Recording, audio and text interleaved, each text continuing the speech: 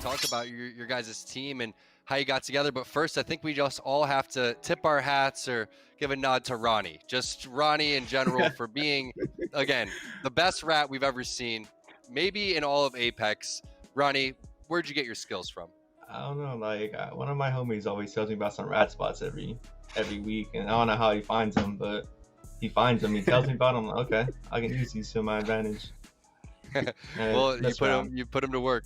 You put him to work, and you do a really nice job. And Dracos, I want to know how this team formed together, when, and how did it come about? So basically, I know Bambino from Xbox, and we switched over last season, and so we didn't have anyone to play with. Really, we were just grinding ranked, and we basically got to pred by ourselves. And then, funny story about Ronnie, he was actually ratting one game, and he killed me. And I actually sent him a message on Discord. I'm not kidding, I can't make this up. But yeah, he was ratting, and I said we should run it sometime. And then we tried a few like GLLs and stuff like that. And then we decided to do the Series E, and here we are. And you guys qualified. Bambino, what was it like for you guys finding out that you did qualify? How much did it mean to you individually and to the team? Honestly, I was shocked. Like me and Draco, like I said, we go back like way back, honestly. And we've been practicing a lot. You know, we played ranked, started off ranked. You know, we switched over to PC. We knew we was gonna have it rough, and we knew we was gonna go get some pros. And so we dove head first. We was like, we're gonna give this a shot. You know, we're gonna get into comp scene, and we noticed that we was doing good. So I'm honestly shocked. Like, I just can't believe that we've made it this far, honestly. And back on the Ronnie thing, I just want you guys to know that when we are fighting a team and one of us gets knocked, Ronnie immediately runs away and skeeves. He rats. He runs and rats. So, but I've seen him stick around. I've seen him stick around to try to finish the fights, but definitely when two people are down, he's already halfway to where he was gonna go. So we'll just throw that out there. No one's sure how he does it. But so Bambino, you came from Xbox. Dracos, you came from Xbox before. We'll go around in a circle. But Ronnie, what was the games that you were playing before Apex? I played Apex on Xbox as well, but never like took it seriously. I only hit Diamond, so I never like played with the group. But before like that, I played Fortnite competitively. I got some money from that, but then I came to Apex, like back on PC, pretty much. Okay, so you had a BR background already. Dracos, what about you?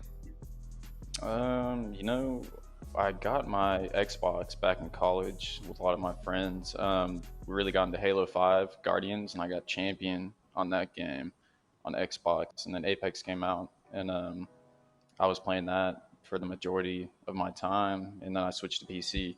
So that's basically, and now here I am, still on Apex. Nice. I have a little bit of experience with Halo myself. Bambino, what about you? What was the games that you were playing before Apex? Well, it first started off, I want to say Ghost Recon Future Soldier was when I started playing on like game battles, and then it went from there to Battlefield 4, and I started playing competitively there in some of those Battlefield tournaments, and then it's just Apex. So PUBG, then Apex. That's it. I mean, my gaming background. Well, I mean, that's a good start. That's a good start.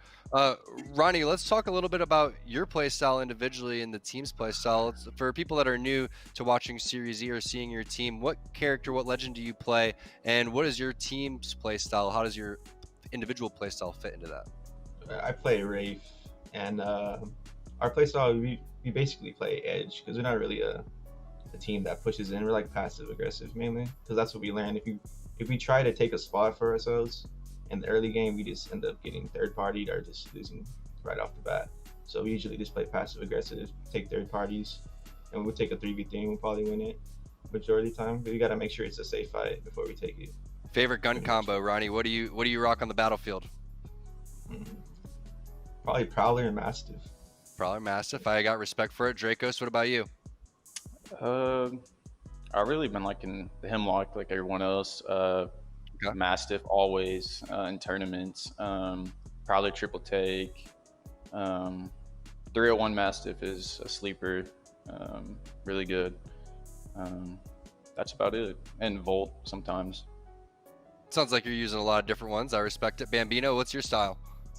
Same, honestly. The Hemlock's in a strong spot right now. The Prowler has been in a strong spot. The Mastiff, I mean, you got a whole team running a Mastiff. There's really nothing you can do against it. So we honestly came together and was like, yo, we all need to find a Mastiff. If not, then one of us needs to run a triple take, which is a really strong weapon right now. So I'm gonna have to go with Hemlock, Mastiff, Prowler, triple take. That's my go-to. I like it. All strong, all sticking with the meta. Hemlock, single fire burst, get the best of both worlds there. You can do a lot of damage with that thing. You could also do a lot of hip fire damage up close when it's unexpected. Mastiff, like you're saying, Dracos always got to rock that one. Series E. Series E. Series E. Apex Legends. Apex Legends. Series E. Series E. Apex Legends. Series E Apex Legends starts right now.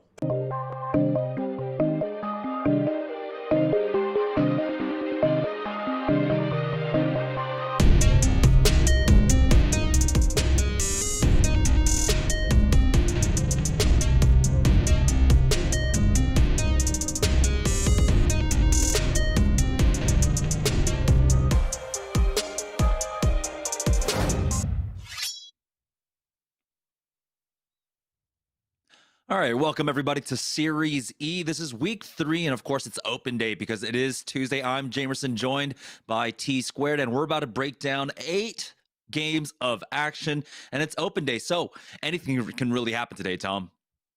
Yeah, we're going to be playing on World's Edge, I believe. We're not going to Olympus quite yet. The ALGS is going to adapt it for about 2 months, but I hope everyone's been enjoying Season 7, and if you don't know by now, don't drop Bonsai Plaza, otherwise you're dying to me. It's been so much fun playing on Season 7. I've been enjoying it a lot. It just feels like playing around with Horizon, having a new map. Everything feels really great about it. You know, there's very, very few concerns about the map right now, or the overall state of the game. Everyone's just enjoying it and having a good time. It's been great to see some to the game as well. Oh, it's been a blast, an absolute blast. Now, Horizon, I don't think we're going to see her in competitive, but she's so annoying to go against. The ultimate black hole sucks you in. You do just got to shoot it, and you could also shoot her Q that goes on the ground too, I believe. So it's not that big of a deal. You don't have to deal with her too much, especially when it comes to competitive. But when you're going into ranked and you get stuck and there's a lot of weird stuff going on, it's pretty frustrating. But I think my favorite thing to do is drive around the Trident and just go third-party people with Gibby on my team, and you throw the bubble on the Trident and you just roll around, and it's a lot of fun. I think we also saw some crypto turrets out there, some Rampart turrets coming out, which is pretty toxic, to be honest. If you didn't see the clip from Moon Man, you should check it out. The flying drone attack helicopter, yeah. But today's going to be a different beast. We've got 8 matches ahead of us. Of course, we have our 9 partner teams, and we're heading straight into game number 1. We are on board with Nestle Pure Life, and it looks like, hey, we are on Olympus, so let's go. Yeah, what's funny is, well, Touche was casting last week. He was talking about E-Boy Ronnie and how he had killed him a couple times in rank. So he's like, can confirm E-Boy Ronnie is no joke. We'll see what loadout he elects to use. And it's tough when you have to loot so fast in these tournaments. You're not able to really pick your exact loadout. You have to kind of just get whatever you're getting. But one thing's for sure is you have to, as we are actually in a sniper meta right now, so you have to make sure that you're picking up as much sniper as possible. Charge rifle, triple take, longbow, all going to be very strong. But yeah, looks like we we know that there were some changes made to the replicator beforehand, so there's no more weapons that are in there, but the things that you can craft out of it definitely follow a theme. And whenever we saw the triple take inside, generally we saw everyone pick that up. It looks like we do have a fight, though. 2 brains, 1 controller, taking Team Applejacks.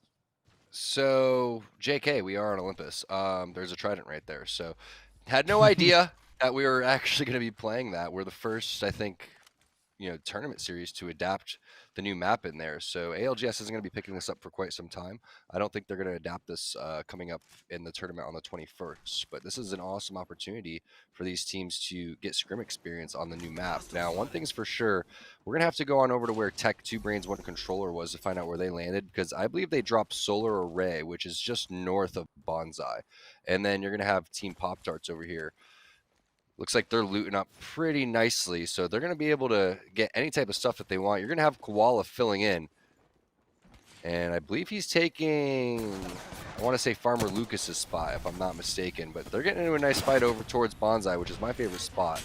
And they're also going to have to deal with Tech over towards the north side. We'll see if they end up gatekeeping them eventually. But this is a really important fight to get the high ground on, so I wouldn't be surprised to see these teams try to overtake the high ground. But if a team does overextend middle like this, you have to push them, and you have to take this fight, and that's exactly what they're doing right now. So you're going to see Blight take a nice little angle with the Gibby. He's going to head glitch behind this, and this team that crosses over towards the middle is putting themselves in a huge risk. This is a very, very high risk, high reward play coming in, because the team inside actually has a little bit more of an advantage. So I think that team's realizing that now, and they should probably back off. Yeah, the ultimates were already used as well, so we're seeing Team Pop Tarts actually going after them right now, not connecting with the massive shots. Does pull out that flat line, but he is double peeking. It's going to be one more above him. Just Feral gets the knock. It's a 1-for-2 exchange, but Koala is ostensibly out of this fight for now. He's got 10 HP, tries to bait out the peak. Well, Koala is able to heal up, at least get a new shield, and now it's just Feral here, as he did trade back. Not quite yet. Never mind. He has to back away from this. And it looks like Team Pop Tarts, they'll be able to pick up the 2 KP, recover their boy, and get right back into things. Yeah, the team that played inside there is the correct play. Now, all you have to do is worry about getting third-partied here.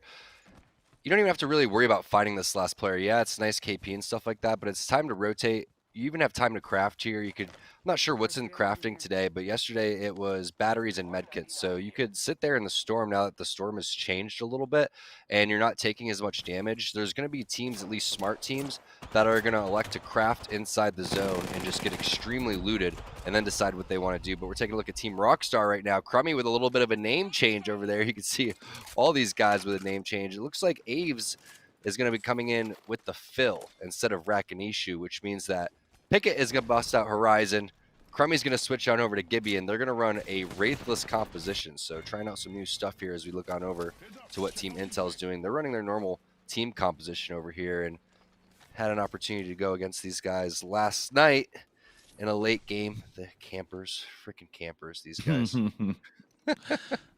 They weren't too far off. They are over at Hammond Labs right now, as we can see that the ring is starting to pull over towards what looks to be the northeast side of the map. So Depot, Gardens, Rift, all in play right now. We don't have information about where the second ring is going, but you will have to make your way that way. Again, though, we do need to touch upon like a lot of the major changes coming in with Season 7, right? They did revert the ring damage, and so you can just tank it out for quite some time. Do have the new and the newly branded Solifide X Aim Assist now coming in here in a fight. Gentrifying already getting a knock, and he will be able to finish that off. That's going to be 3 kill points going over to the new Amos Solifide. 260 heavy ammo for your wingman. Sure, you're going to need all that there, but Team Pop Tarts still not able to get out of this area over here. They have the Trident over here. They are rocking the Gibby, so this is going to be nice. Now, this is going to be a late bubble coming in, and I really like this play coming in from Blight. That's going to push the Gibraltar inside the building, which also means you're going to get free shots as he crosses across. And really nice flatline shots there, too, with the 3X. If he was able to have a mag on that, probably would have been able to get the kill. But since that player has to hit health heals, that means they can go and charge this because they have to go and hit some sort of meds, possibly a Wraith Portal, but a defensive bombardment coming in from the other side, and that's going to be nice. But you are going to see Hundreds get a finish onto Tech, so that's 2 Brains, 1 Controller, losing a very important piece of their team as Team Pop Tarts continues to engage on this. They even drop a portal. Yeah, they already know that there's no fast heals on the other side, but it looks like another team might actually be in here as the port has been taken, as FFN will go ahead and charge forward with that bat. They're not too far off from the ring, but again, it's first ring damage. It really does just tickle at this point, so they can play towards the edges. Right now, they're making their way over to Solar Array, and they just want to get into a better position to try and take this fight. The good thing is a majority of Solar Array is inside the zone, so if they need to just stay here and camp a building, they're going to be fine. Also, very rare that this little building isn't looted, so nice job by It them. looks like none of it was. I think they just missed this whole back side, probably because there was an engagement that was going on. I know this is where Tech's team lands, but the fact that they missed a blue armor there and all that stuff. Whenever someone lands on Solar Array and you get 2 teams over there, that side that didn't get looted is typically where people don't hit, but I actually like to land on that side and hit those buildings and then go help my teammates. But everyone likes to land over towards the middle, because if you control the mound over towards the top middle, you're going to be in a really good spot. NPL, they're making their way over towards the zone right now. They still have a decent amount of time to go and loot up. And it's one of the things I really do like about Olympus is there's a lot of loot and there's a lot of bins, and the map is fairly large, but that means that there's going to be a couple of spots like these tunnels and things like that where you're going to be able to try to get that extra thing that you need for your gun. Maybe it's that purple mag for your Hemlock, maybe it's a sniper scope for your triple take, or maybe it's just some sort of meds that you're short on. So that's one of my favorite things about this map. I understand it is very large, but with that comes a decent amount of loot. Yeah, and people are still talking about the amount of drop spots that are on the map. There's only, what, 16 points of interest on the map as well. Is it large enough to really field 20 teams? We're seeing fairly frequently here on Olympus that there are going to be drop fights, and Solar Array is one of those highly contested spots right now between teams. People are already, you know, laying claim to them on Twitter and such. We've seen TSM and Liquid fight over it, along with Two Brains One Controller, of course, like you had mentioned, dropping there, but it doesn't look like they're getting contested or will be getting contested, as we have 7 more games to go. A lot of teams, you know, you stop doing the 50-50 if you lose it as handedly as you did in this game. And now, though, it looks like Team Intel have found themselves into another fight, as Teen and Hill have already knocked 2. And it looks like shortly enough, they'll be able to get that cleanup. Yeah, and Gibraltar is almost a must, I feel like, on this map. After playing it for, what's it been, almost a week now, there's so many zones that are just kind of out in the open, and there's so many opportunities to use your defensive bombardment like this, and Hill lands a nice one right there, going against the Bangalore team, so they're going to send it, because Bangalore, even though she did get some changes, she's not really meta right now, so just based on the fact that your team composition is stronger, you could go and push this one right now if you're Intel, but they're feeling confident. They already get 2 knocks. And this is also an ongoing fight that was happening over towards this area, which, if there is going to be some fighting going down, it does seem to last for quite some time. You can still hear shots pretty far across the map, and Team Rockstar now finding themselves in a little bit of a skirmish right here, going up against, I think that's going to be CI. Some nice R9 shots from Aves, and I love this opportunity to armor swap right there. Really nice job with only a 2-man team from Rockstar. Yeah, he was able to sneak in and just be able to pick up that. They'll even get the banner as well. They've got a res not too far away from them, but they first have to survive this fight, and they will be able to clean that up. And now they should be able to quickly get their boy Crummy right back into this fight. And like we said, zone number 1 does not hurt that much, so you can see people just holding the angles there. They can bide their time, as Solifide now looking to pick up more kill points here on the south side of the map. One right below Gentrifying. And he should be able to finish off this kill in just a moment. He does get shot from a distance, so he does back away. He doesn't completely charge behind that for now. And so Solifide will take their time. They've already got a good amount of kill points here. They don't need to press the issue. Gibraltar defensive bombardment coming down now, as Designful will go ahead and swing on in. With that, Pathfinder has the high ground angle. It's having a little difficulty finding this last person. Again, it's about not overextending. It's about, of course, maintaining basically what your economy looks like. It's hard to tell right now because we do have the HUD bug where it doesn't show us what their throwables and what their consumables are. But you have to imagine with 2 bodies right there, they'll be able to pick up a lot.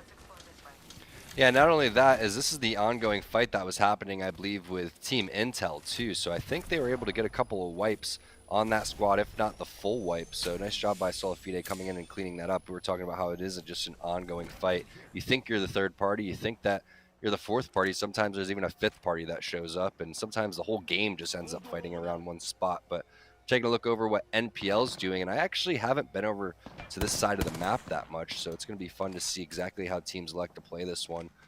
A lot of nice buildings, but no buildings quite as big as, say, the construction building over towards World's Edge, where you're able to split maybe 4 or 5 teams inside of one area. It seems to be there's only 2 or 3 levels to certain spots, and that's typically it. So I like that change.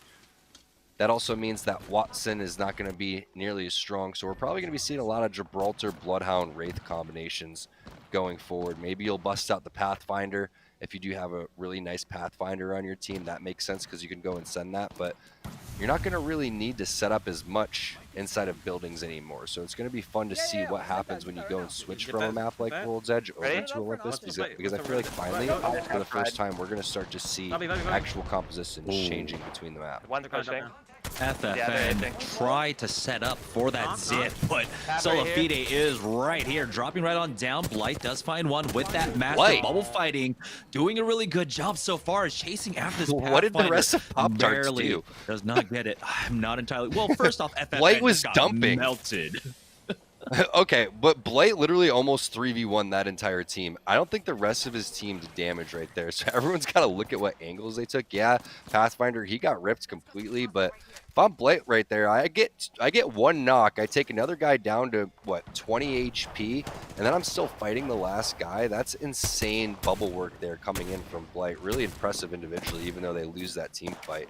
And that's against one of the better teams in the lobby, too, so he's got to be feeling good about that. But Team Razor getting in a nice little skirmish right before they started Series E here. They actually wiped TSM in a ranked game, but they're now getting wiped by Solafide, and there's going to be some more action going on after this because there was multiple teams in the area. We'll see if Razor can get out of this one.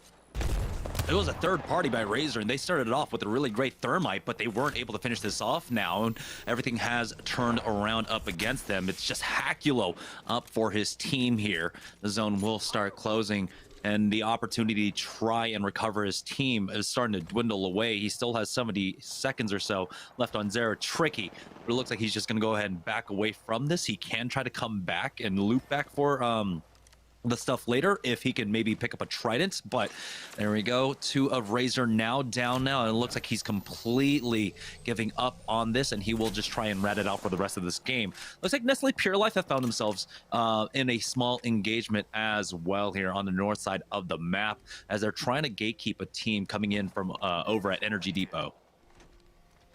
Yep, great high ground here and smart play just to continue to play the edge here. Move in with the zone, make sure your entire back is clear, and they realize that since that player isn't coming from underneath the bridge, they're most likely going to send that. Nice little 14 connection coming in from Dracos with the Hemlock, but is this team going to all land next to each other, or are they going to split? They go to the opposite side of the map and now advance in front of Nestle Pure Life, so smart heads-up play by that team. Whoever they were flying in, now Team Rockstar over towards the edge as well, having to dodge a couple of defensive bombardments, but they're all fairly healthy, and some nice map movement there for Aves, and he's going to find himself inside the building with his teammates there. So like that play coming in for Team Rockstar, but doesn't really look like they have a plan to get over towards the zone, so they're just going to have to maybe find some picks, and they do have the long-range weapons to do so. And it looks like the last circle pulling all the way over towards Grow Towers, and so we do have some multi-level buildings. And the charge rifle was already hit scan, but then you're adding height upon that. That's pretty nice usage of the Q coming up on the horizon with Matt Pickett there. And I like this composition. The defensive bombardment and black hole combination can be absolutely devastating if you catch the team out in the open, but it's going to be difficult, right? Because almost every team is running a Gibraltar at this point. Yeah, a little Tracer Zarya action coming in, a little Wombo combo. We take a look at what Crafting's doing. Crafting took second place last week. Trying to continue on that one. They don't have Z Davis this time. Looks like they're going to be rocking Protectful instead on that Bloodhound. They're going to take a lot of damage right there, but a couple knocks coming in for both sides, and the res coming in inside of that bubble. So nice job by Impulse and Joey Blackout helping Protectful finishing that one off. So 10 squads alive here as we look at this zone, and you're not in a bad spot if you're crafting right now, because anytime you have that little edge area, you're able to have the slow side of the circle, and you could just kind of milk your way up there. It looks like that's what they're going to elect to do, but on the same end of the map, you're going to have Rockstar over here getting into a little bit of a skirmish too. So Gibby Bubble going to go down, Crummy in a decent spot to hit a battery, and it looks like they're going to send it on this team. Yeah, defensive bombardment was used now as they are going to try and push up with that Q right on top of a Bloodhound, but Aves takes so much damage, he will go down to Trinal there. And so it's going to leave Rockstar in a 2v3. Matt Pickett tries to push forward, but the armor swap is already used, and now they are going into the bubble fight here as the third party is getting involved as well. Long range shots raining in, and it looks like both teams will get finished off. Maybe a little too caffeinated on the Team Rockstar team. They they sent that one very fast, and I get it. You don't want to have to deal with Nestle Pure Life over here, but I think that was a little bit of a misplay to go and die inside the bubble. And look at this. They're going to take a lot of damage over towards this storm. Ronnie doesn't drop a portal here. They're going to go and elect to hit a med kit. And I think they should be able to get this one off, but it's going to be tough because if anyone's gatekeeping over towards this side, it's going to be tough. Tech gets back into the game somehow. 2 Brains, 1 Controller going to be able to get the res. Joey Blackout's going to be knocked. And you have some really great high ground coming over here towards that spiral building. So whoever's over there, definitely in prime position right now as this zone does get really, really small. Yeah, trying to push into grow towers can be almost impossible. So many high ground positions that it becomes really difficult to push if you don't have a Pathfinder to try and get up there. Aim assist, though, they do have a Pathfinder. They're playing on the southeast side of the zone for now, as it looks like the ring will pull away from the buildings out into mostly the open. And so with 6 squads remaining, this is going to be a huge battle. We'll see if a team can try to get into the zone and play off of that for now, but with having to contest against 2 big high ground positions, this can be difficult here. Looks like Aim Assist is opting to try and get into the zone. They've got the bins and some cover to work with here, so this is a high possibility for them to try and play. This is a great spot to be in. This is what I'm talking about with Gibby. I notice a lot of these zones over towards Zone 5 and Zone 6 end up being completely in the open, and there's nothing that you can do about it besides have a bubble and maybe play a couple of these bins like that. But Gentrify is going to take a lot of damage, and there's the bubble coming through. Casellos from Team Pringles looks like they're going to be locking down over towards the high ground, sharing that with Team NPL. So all hell going to break loose, and I think teams with Gibraltar are going to have a huge advantage over here as the defensive bombardment's going to start to hit. Bambino's going to need to get into his drone form and try to see something, but he's going to not use his EMP because that thing's not up for another 20 seconds. And he's just going to have to slowly make his way in. But no information with the drone means that Bloodhounds are going to scan you. It's all up to Dracos here with the bubble to make something. How many grenades do these kids have, bro? I got some. I don't know where to go, bro. I'm just going out here. I'm going out here. I'm dead, bro. There it is. Dracos Kids up now top. flying in. Nice nade there coming in from Bambino. But Dracos takes so much damage, he's not even able to get his bubble down. So that's going to be the end of NPL. No way they're able to live through that. We'll see what is going on with Aim Assist. We know exactly we were there hanging out, and it's a really solid spot to be in. Gentrifying takes so much damage that he has to switch on over to a Phoenix kit, which means he's out for 10 seconds. Designful has to hit a battery as well. 4 squads remaining. Stink going to find a knock right there, but he gets taken out by Sung, and Pringo is going to bite the dust too as it's Team Rice Krispie Treats setting up underneath the bridge. Yeah, they still need to try and get Sunny up here, but you know, as soon as that sound cue alerts everyone else, it could just be GG. They're going to go for the fast res with that Gibraltar, and no one pushes quite yet because it is that 3-team standoff with the gold armor as well. Stunny is right back into this, pops 2 cells, and he's basically at full health right now. Someone did try to swing in, and we do have the Pathfinder's dropping on all by himself. That was Designful to go down now. Aim Assist down a member here, and GS Bird will get a sweet red armor swap for himself as well. Designful, poor Designful. He goes to send it on those guys just to check, uses his grapple to get back over towards the top, and then has to drop immediately or accidentally fall. So that's 2 members now for Solafide alive, as Rice Krispie Treats is looking extremely healthy. They also know where the zone's going to pull towards, which means a team could sit over on top of them, but I feel like they're going to be able to pull this one out. That team probably will end up dropping eventually. And we'll see where the rest of the squads are. There's the defensive bombardment too. We have to find out if we could scroll through the rest of the teams and find out where these guys are. That'd be great. Yeah, Bird himself is 30% away from that defensive bombardment, and so we'll see if he'll have it for this. But you have to imagine that the game might just end before all of that. There's 2 minutes here for him to build that one up. And so Rice Krispie Treats just keeping their head on a swivel for now as the scans do come out. 2 above them currently, and that is aim assist. Where is the final team, though? It's 2 brains, 1 controller on the ultimate high ground here. But they will have to drop down, and we'll see. As it looks like, oh, they do have a fill in as well. So Cooler's Nasky is filling in for 3 brains, no controller this week. Oh, Going for the capture. Nasky going to send that one, but I love how these teams are playing this one right now. Also, double red armors coming in for Resulter and Gentrifying, and this is one of those moments where you see the zones in the middle, and it seems to be very open, but it's crazy how these pro teams are able to just play the edges and play it safe, because they know even with a 2-man squad, Solifide could really wreck things, so they don't want to be the first 2 teams to fight. Everyone's going to have to slow play this one, and it's really going to come down to, again, the resources that happen. It's going to be the Bloodhound scans, it's going to come down to the bubble, defensive bombardment, etc.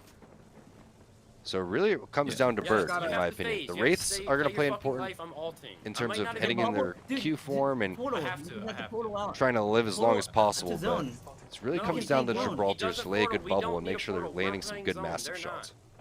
Yeah, with 30 seconds left to go, let's go ahead and listen in with Team Rice Krispies. Oh, I see now. Where? Okay, right on us. Okay, we're fine. I'm gonna nade. Song, you just need to nade the fucking ground with a thermite. It doesn't matter if you take damage from it. They're gonna be in up there, aren't they? Yeah, they are. Oh, they might, bro. That's I can't. I'm just gonna have to live this. I fucked up the portal. Damn, this is so scuffed, bro. Actually. It's fine. What you did? Dude, you still have that.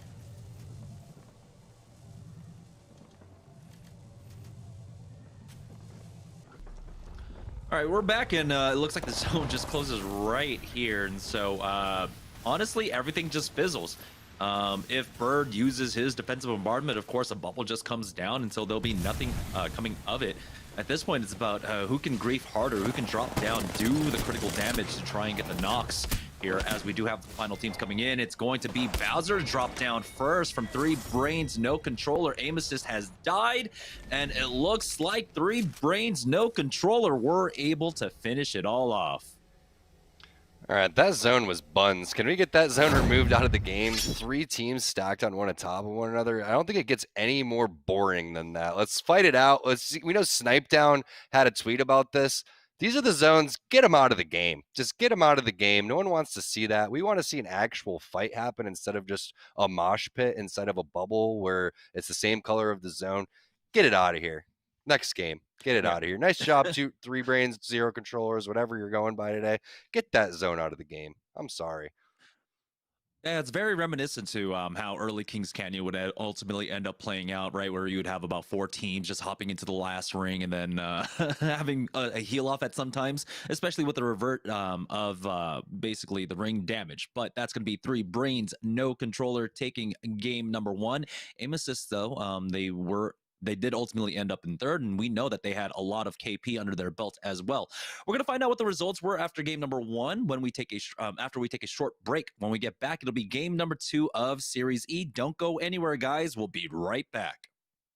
All right, guys, it's about time. Are you ready to find out who your partner team is? I'm ready. Been waiting. All right, get a little drum roll here. Wait, little pause for intense moment. It's Nestle Pure Life, guys. Your team, Nestle Pure Life. Congratulations. Let's go. Nice. Let's go. Staying hydrated out there. Ronnie's gonna be needed. He's like that rat that's running down in the marathon. People are tossing him waters left and right. He's throwing them down there, or if he's getting stuck down in the lava, you're gonna need a lot of water down there, Ronnie. Gotta stay hydrated, baby. Well, you guys are gonna be the most hydrated team for sure. Now, I've got a question for you guys. What do you have to say to your partners over at Team Nestle? What can they expect from Aim Assist Not OP? I would say we're just going to go out there and give it our best. And Ronnie may be in another ratting situation, and hopefully they'll be tuning in. Like any teams that you're looking out for, anybody that you guys want to take down, any partners that you guys didn't like on the list? Probably very tricky team. All right, Team Zera Tricky, we'll gun out for Probably them. I like Tricky, that. yeah. We gotta look out For sure, guys. Welcome back to Series E as we are loading up for game number 2 of the night. And we saw 3 brains, no controller. That's Nasky filling in, one of our EU players that we get to see on our pro nights coming in. There were 3 brains, a controller, and they just had an excellent endgame. The only team that have the possibility to drop down and grief the other squads. And so they took the initiative and they took the W. They took the controller out, put the brains in, and not sure if Nasky would be considered the big brain player on the team. He's kind of the guy that is always sending it. So I would say 2 brains, 1 psycho player is exactly what that team name should be, because Nasky is absolutely nuts and always likes to do some crazy plays. Like we just saw that almost triple kidnap. He didn't just go for 1 player, Jamerson. He was going for the entire team. He tried to kidnap the entire team and set it up, but it ended up working out for him, and it was a great play just to drop down there. Those zones take a lot of experience to go through, even though it was not what you want to see as a viewer. It's not, the ideal situation. It's still a tough circle to go and win, and they did a good job.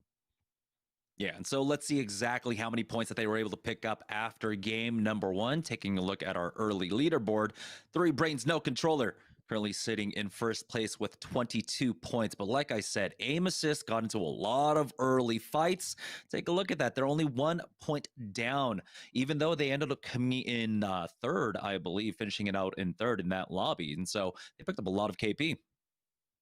Yeah, we'll have to get that changed to Sola Fide since they just signed with these guys. But Team Rice Krispie Treats in 3rd place. Nice job by them putting themselves in a pretty solid position over towards the end. Just super unfortunate the way that zone played out, because I felt like they were making some good moves, and the way that one was pulled was super unpredictable. But Team Crafting still in the mix. Nice job getting their teammates back up and into the game. And there you see the rest of the partner teams over towards the left-hand side. So again, this is open, guys. 11 teams came in to play against our 9 partner teams. You could play in next week too. First come, first serve. Yeah, and a lot of teams just being thrown straight into the fire as we were on Olympus there. And so even though we might have a lot of ranked experience, it's about playing it as a team that becomes a little bit more different. And so we'll see how the teams adjust. Aim Assist, though, again, they had a great game, just 1 point off from being first there after the game number 1. So Aim Assist doing a really good job of being proactive in the early game, finding the kill points, and then making their way into the late game. Yeah, and then you had Team Rockstar going absolutely psycho on that fight where they just threw down the horizon and charged over towards that team behind the rock. But they got third party. I believe it was Nestle Pure Life who got 5th place coming in with the scoop, and they weren't able to find themselves over towards the end of that zone. But I was impressed with a lot of different teams. Pringles put themselves in a solid position, but it's crazy to think that you could be over, towards these end circles and not get any KP, just like the team Sola Fide Aim Assist did right there. They were able to not only play the edge, but push themselves in towards the middle of the zone by clearing out a lot of these teams. And I don't think we saw any cleaner third parties than what we saw to Sola Fide. And it feels like this map is kind of almost tailored to their style, where they do want to take a lot of the edge fights, a lot of fights early on, and farm the lobby. I mean, that's how they have some of the best performances, when they're able to pick up KP after KP, and that is what they did. And so now we're just waiting for game number 2 here of Series E. This is week 3 and open night, and so I love to see it. A lot of new opportunities for other teams that weren't able to qualify through Series E to try and prove themselves, because remember, after these 3 months are done, there's going to be another opportunity for these teams to get signed. Yeah, no doubt about it. And it's fun seeing Nasky come in here and fill in for Knock, because he's on one of our pro teams that's going to be playing tomorrow. And we always have this ongoing battle that's happening between Cooler and Rockstar, but I don't think that they're going to be landing on the same side in Olympus. I hope not. So eventually that beef is going to get squashed. They'll go and deal that one on World's Edge, but that's always been fun to go and watch here. But it is exciting to get Olympus zones and get these end strategies going, because I guarantee while everyone is playing ranked, they're not getting down to that very, very last zone. Yeah, you maybe get to like zone 5, zone 6, etc. But to get to that zone where exactly it's going to close, that's some very big intel for these teams to have. Now we're going to take a look at what Team NPL is doing, and what kind of loot they're going to get off the rip. Yeah, they're dropping at Turbine, and they've got the hotspot as well. Unfortunately, it doesn't look like they have replicators this time around. And so the loot will be good for them. It's just they won't be able to, get the best loot that they really want, getting the purple bags, getting all the batteries that they can really use to go into the late game. But another thing that I want to talk about is that we saw almost no Watsons whatsoever. I don't know if there was a Watson in play for any team at all here on Olympus. I think Intel could have been rocking Watson still. Maybe it was Tempest that was doing that. I think Hill is on Gibby, Tempest is on Watson, and then Teen could be on Wraith. But I wouldn't doubt if they end up switching it up. It's just that Tempest has always been a very strong Watson. So it kind of reminds me of reps where, what is he going to play? Because Hill's already on Gibby. So is he going to switch on over to Bloodhound? What's going to be the plan there? It's worked for Intel. They've been very successful in Series E. Again, they qualified with that team, so it may make sense. But I agree. I think that Watson is going to continue to become a little bit less of a pick, and we're going to start seeing more Bloodhounds that vibe out with the Gibraltars because they just have really good synergy with one another, and then you're able to also get the scans. Yeah, aim assist with their drop over at like Hydro and Elysium here. Again, the beneficiaries of a early KP, and they'll also be able to pick up a lot of loot. Currently, though, Designful still sitting on the white Evo, but he should be able to pick that up shortly enough. 3 brains, no controller once again, taking that 50-50 up against Applejacks, and Applejacks are out early once again. You don't want to land, if they're landing over at Solar, we're going to have to keep tabs on that fight to start the game. I want to see what Applejacks is doing, because if they're landing over towards Solar, that's tough because Tech picked that spot early, and I know TSM's trying to land there too. There's a couple other teams that are going for that spot, but what I've heard is that Tech really has nothing to lose in these type of situations compared to a team like TSM. So if he just continues to land there and masters that spot, he could eventually push TSM out of that spot, because TSM can't afford to take 50-50s every single time. They need their own landing spot. They're going to have to figure out exactly what they're going to do. So that's not only important for Series E, that's important for, all of competitive Apex and all of these different tournaments, is getting your spot and establishing dominance in that. And that's why we're seeing these fights happen so early, is people are trying to basically bully other teams out of their area. Yeah, Team Cheese It. It looks like they're rotating out from Hammond and are making their way to one of the entrances over to the turbine. Instead, they go all the way up to the high ground, taking the waterfall here.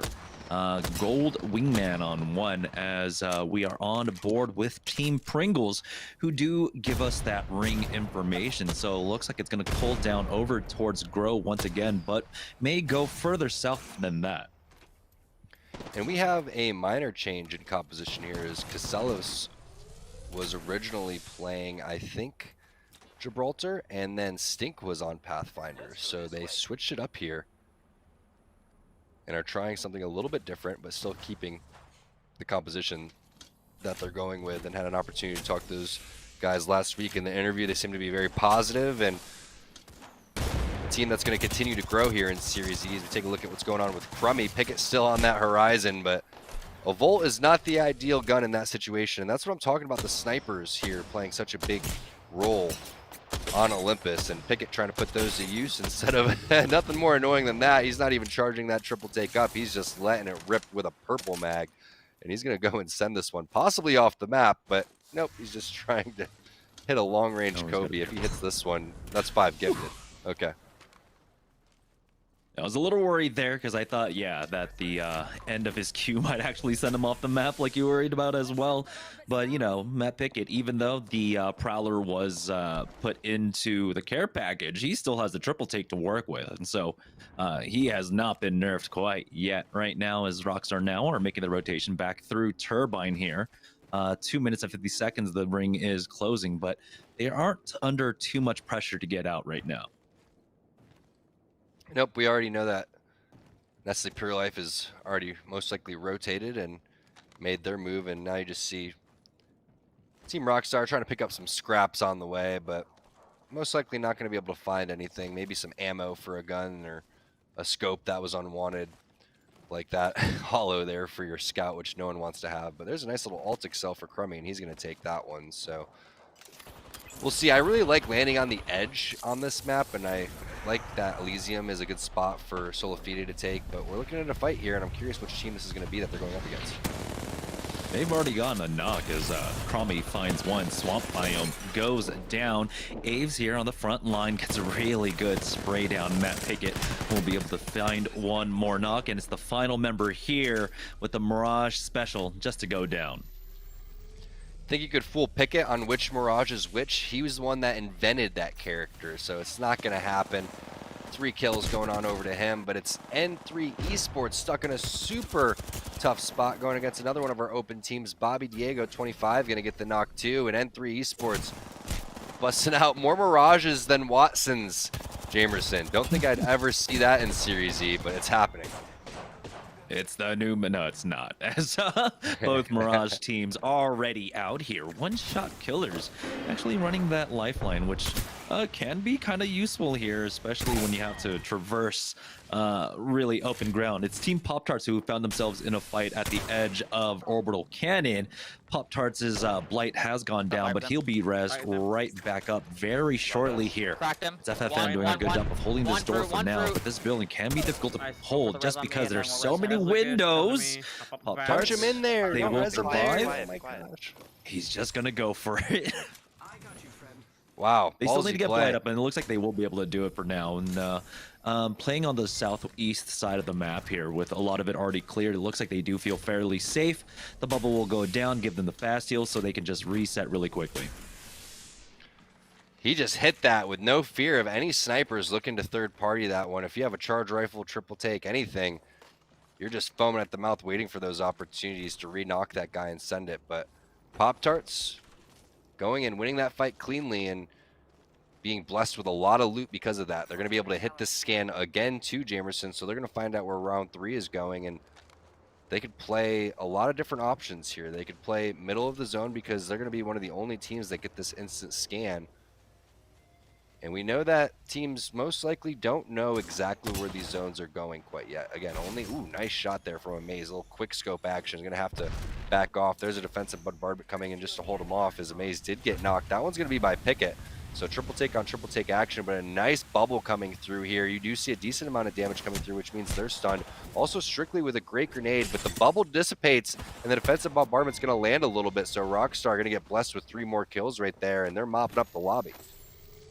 Yeah, great aggressive bubble coming out from Rockstar just to close the gap, get right on top of them. And Thermite did slow them down for a moment, but Rockstar were just hitting their shots, able to take them down.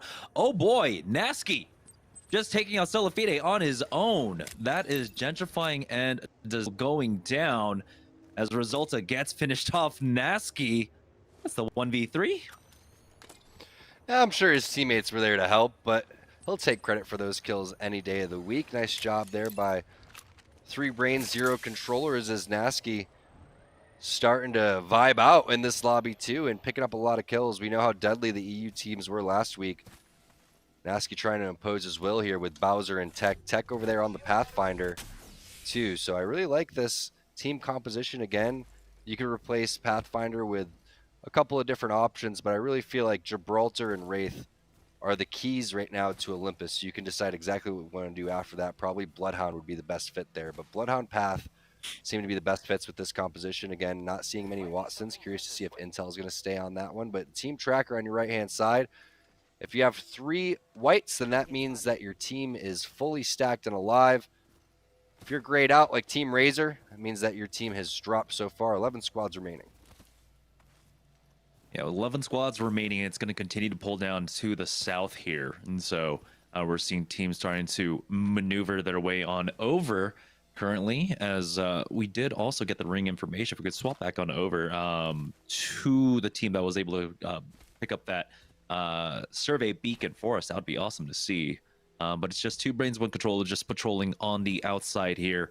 As again, they are going to be on the slow side of the circle. They're already safe in as well, and so they can take their time. As we joined Team Rice Krispies, yeah, this ring just continues to pull down over towards Orbital Cannon. And we're seeing what their philosophy is. They have the information and they're electing to go and pick another spot, possibly in the middle of the zone, so they can go and set up with this early intel that they have. Nice Thermite coming in from Draco, so Revive coming in for E-Boy Ronnie's. He sets a nice portal there to protect Bambino, but Now team's starting to Bro, y'all collapse on didn't the tell me to building, get and through. Pickett's Leave going me to come in alone. with the flank. Being stuck in this tunnel is Behind you, not behind you, ideal, behind but Oh, not sure if no, Dracos realizes his bubble's up, which meant that he Where could did have this other thrown that team come down from? Like, and protected himself from behind, and also baited out a res throughout that entire time. But Team Rockstar now going to take advantage of that. Crummy uses his bubble, hits the res, and now Pickett going to be back up. And that's what's nice about Bloodhound is once you hit that scan, it kind of stops teams from pushing in. Even if you are weak in that situation, that's just enough to get teams to go and get a little bit scared because they don't want to go and give up the exact angle in a straight line. So nice job by Rockstar cleaning that out underneath the tower, or underneath the tunnel here. Yeah, they've got two options to try and get out of here as well, and so they're not just backed up into a corner. Full time to reset here is, of course, now we are down to 10 squads, half the lobby remaining. Scan comes out from Aves to give them, well, they don't need the information, as they can see the tracer coming in from the other building. One up on top on the other roof. An Star comes in from Aves. Will flush that player back out, and that's going to allow Team Rockstar to slowly creep up against them. Yeah, but this is third-party central. These two little cylinder buildings, there's always teams occupying these, but there's always multiple teams in the vicinity to go and collapse on this. So if you're going to take this fight right now, you're going to have to take it fast. Pickett's going to go and drop his ultimate. Could have been another Horizon ultimate inside, though, and they're going to start to push on this one. 10 seconds until the scan, and it is another Horizon. Great spray right there coming through. Misses the massive shot, but still connects with 84. That's going to be one of our open teams coming in. Nox coming in on each side. Nice job by Abe's getting out of there, but you are going to have the Thirst coming on to Pickett, which is going to be tough because this zone is going to get a little bit smaller. You do have that res right on the edge right there, but Crummy going to come in and finish that one. Farrell's going to drop. Nice job, but they lost one player, and there it is, the third party coming in immediately. And so they have to back out. Crummy himself will go ahead and toss down that defensive bombardment as Aves tries to reconnect with him. Crummy resetting with that bat now, and he actually won't use that defensive bombardment quite yet, and so it looks like the third party just stopped themselves as they weren't able to completely open up with the damage that they wanted. We'll see if they can get Matt Pickett into things, but it's going to be difficult. You have to imagine that a team's going to be along those borders there for this next ring. They got 45 seconds to work with to try and get up on to that beacon, but I don't know if they'll be able to get him back in. It's going to be tough. You may be able to set a portal or do something crazy, but people are going to have to move out of their position if that's going to be the case, especially teams that are gatekeeping like Team Pop-Tarts over here. And again, they were able to get that scan, get information, so now they're in a pretty solid spot, especially with 300 light ammo. So Lucas is going to be fairly annoying to deal with, and he's back. I believe that we had a fill-in for game number 1. So Lucas is back in and back on his Wraith. I have my ult, by the way. Yeah, that 301 is going to be so valuable for Team Pop-Tarts as take a look at just how much open space there is. Teams are going to be playing at length, and you're going to want that extra distance for the extra damage that the 301 can put out.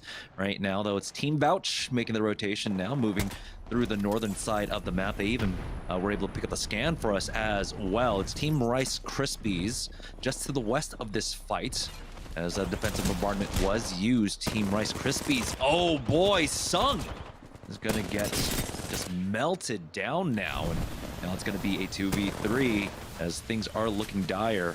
It is, of course, Team Rockstar on the other side. Matt Pickett still needs to heal up for now as Crummy takes so much damage. He will be able to get the knock onto Stunny, bringing this down to a 2v1 for Team Rockstar.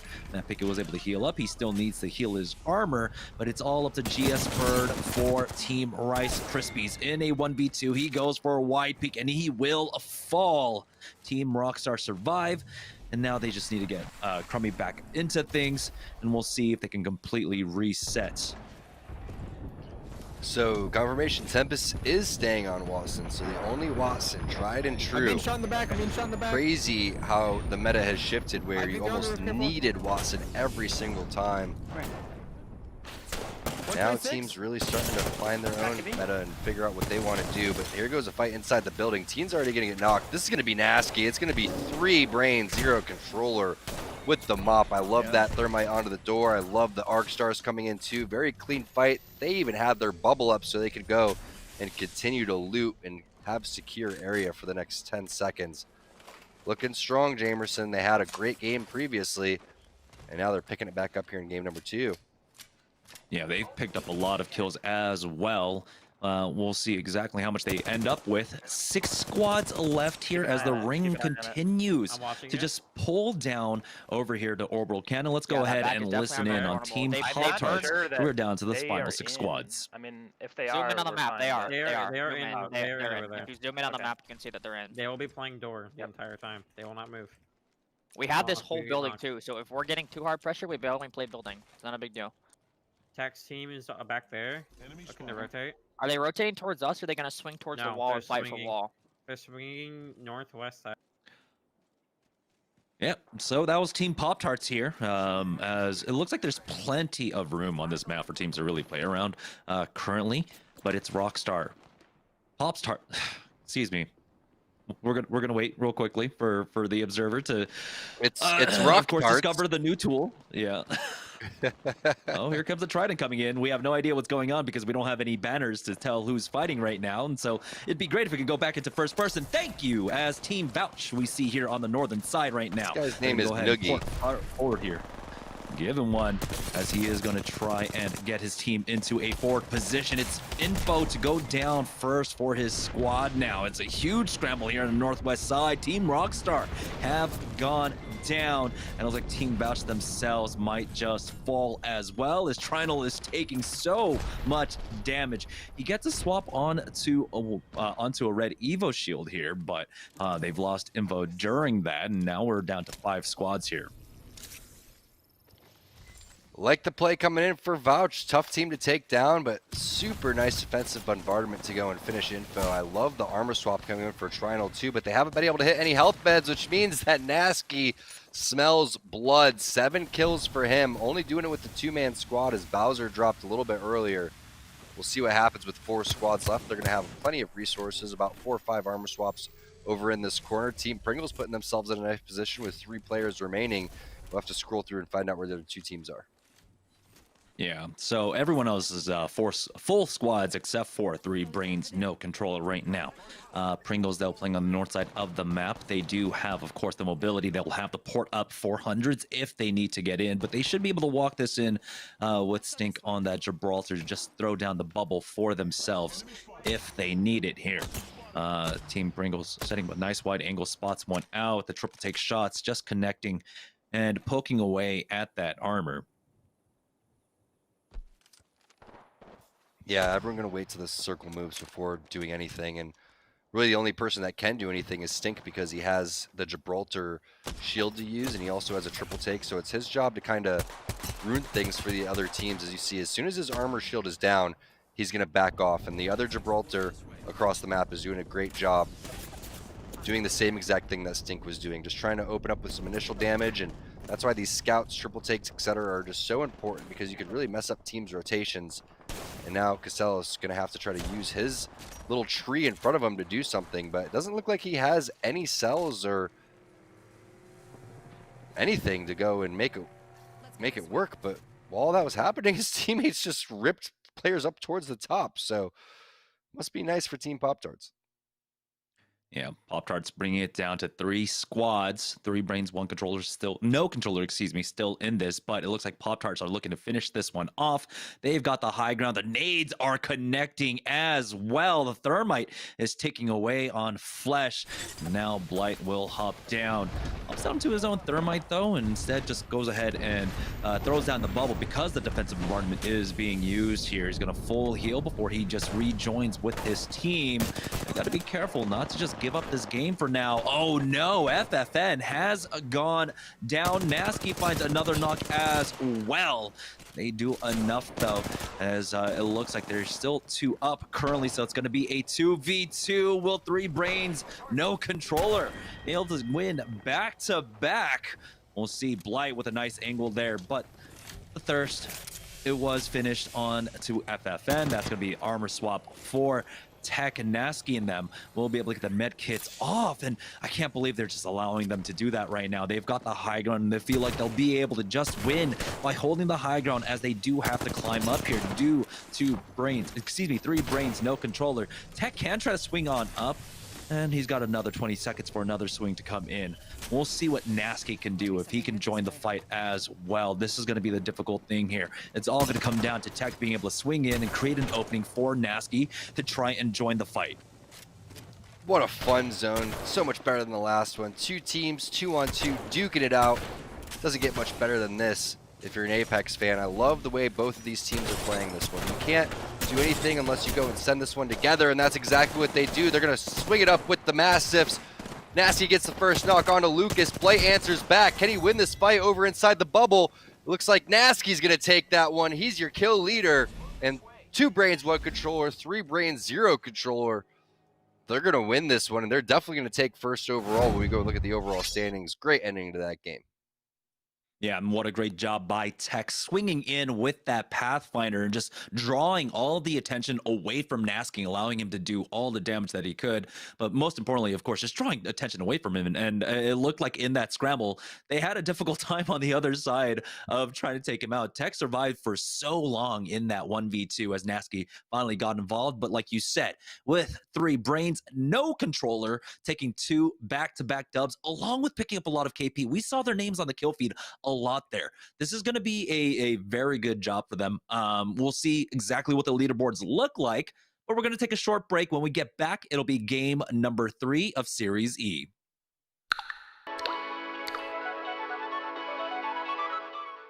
Hi, my name's Dracos. I play Apex for Team Nestle Pure Life. Being hydrated is a very important part for me in terms of playing Apex Legends because I just can't think properly when I'm not hydrated, and I'll end up making mistakes and having a bad push and end up costing.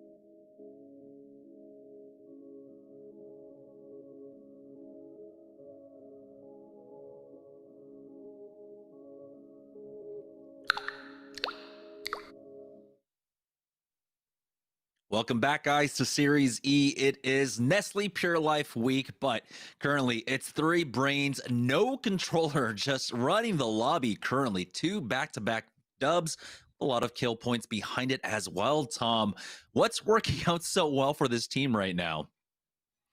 Nasky coming in hot, but also the fact that they've been able to win their 50-50s off rip, getting additional 6 points off of Team Applejacks helps with your just team fight momentum and your confidence going forward. So you're able to feel like you could take any team down, especially because Team Applejacks is one of our stronger teams in here and they're a partner team. So they're coming in for blood, and I really like the way that Nasky's playing this Wraith. I mean, the cohesion between him and Tech in that 2 versus 2 is fantastic as we take a look at the overall leaderboards. And we know that after back-to-back wins, 2 brains, 1 controller, or 3 brains, 0 controller, going to be up front almost 50 points after 2. Solafide coming in second place right behind him. Team Rockstar and Pop Tarts there in 3rd and 4th to follow suit. But it's been such a great performance coming in for Nasky, filling in for Nock. Yeah, that's 27 points in game number 2 for 3 brains, no controller this week as Solafide, the new aim assist Solafide. Now, we're only able to put up 6 points, and so 3 brains, 2 brains, we got to settle on 1. So we'll just go with 2 brains, 1 controller because that's what we have it on the list, are growing this lead. We still have 6 more games to go, but with the way that they're playing, it looks like they have a really good fundamental understanding of how to play Olympus. Yeah, no doubt about it. We're going to have to see what Team Applejacks is doing off the rip. I know it's Nestle Pure Life Week, but they're safe and sound on their drop spot. We're going to have to see exactly what's going on with Lion and his squad, because I feel like that's the team going up against 2 brains, 1 controller, and it's going to give us a really detailed look on how to fight over towards Solar Array and how long it takes for a potential third party to come in from, say, Bonsai or another side of the map. Yeah, and it looks like we're going to be joining a team on Estates first, though. This has been one of my favorite spots, just because, again, even though the rotations are really fast on this, you can go right on over to Hammond Robotics, have a fight over there, go over to Turbine, have a fight over there. I mean, this is one of those maps, Olympus, while competitively, it's very difficult to play in the early game because of how easy it is to third party. I feel like for content, just for the streamers and everyone else, they're having fun just fighting the entire game through. It looks like Team Pop Tarts might be dropping over at Rift. I don't know exactly what the beauty shot is for, but this is also one to look at. Again, high mobility. You're able to hop into that portal and just drop on down onto another spot if you need to get out of trouble.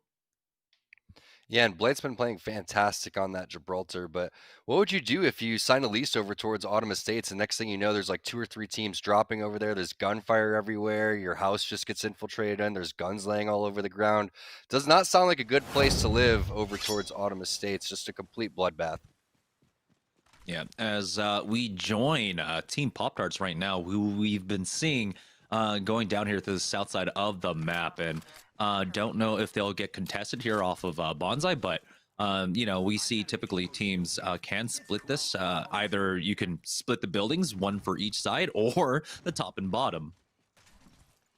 Yeah, let's see what's going on with Applejacks or 2 brains, 1 controller. I want to see if they're getting contested, looting up over towards Solar right now and fighting. And if that's not the case, that means that Team Applejacks is landing over towards a different side, but the loot over towards the middle has been phenomenal. Finding a turbocharger is fairly rare as we do get a look at what's going on. And this is exactly what we're talking about. Getting this middle high ground is pretty superior. So Applejacks with the advantage right now. They're going against 2 brains controller who's in the lead. So this fight is super crucial for the entire lobby. Oh, Clinical. We didn't really see that. You fell. Oh, Bowser! Looks like a heady into just a body shot to take him out. Klain has already gone down. And this is the thing about fighting at Solar Array. The distances are so close that you can take advantage of that really quickly here. Tech gets 1 more knock, and now it's all up to Lion here as he tries to get the thirst, but nope, he will get finished off. So Applejacks, they are 0 for 3 over at Solar Array. So we got a lot of fights going on across the map currently.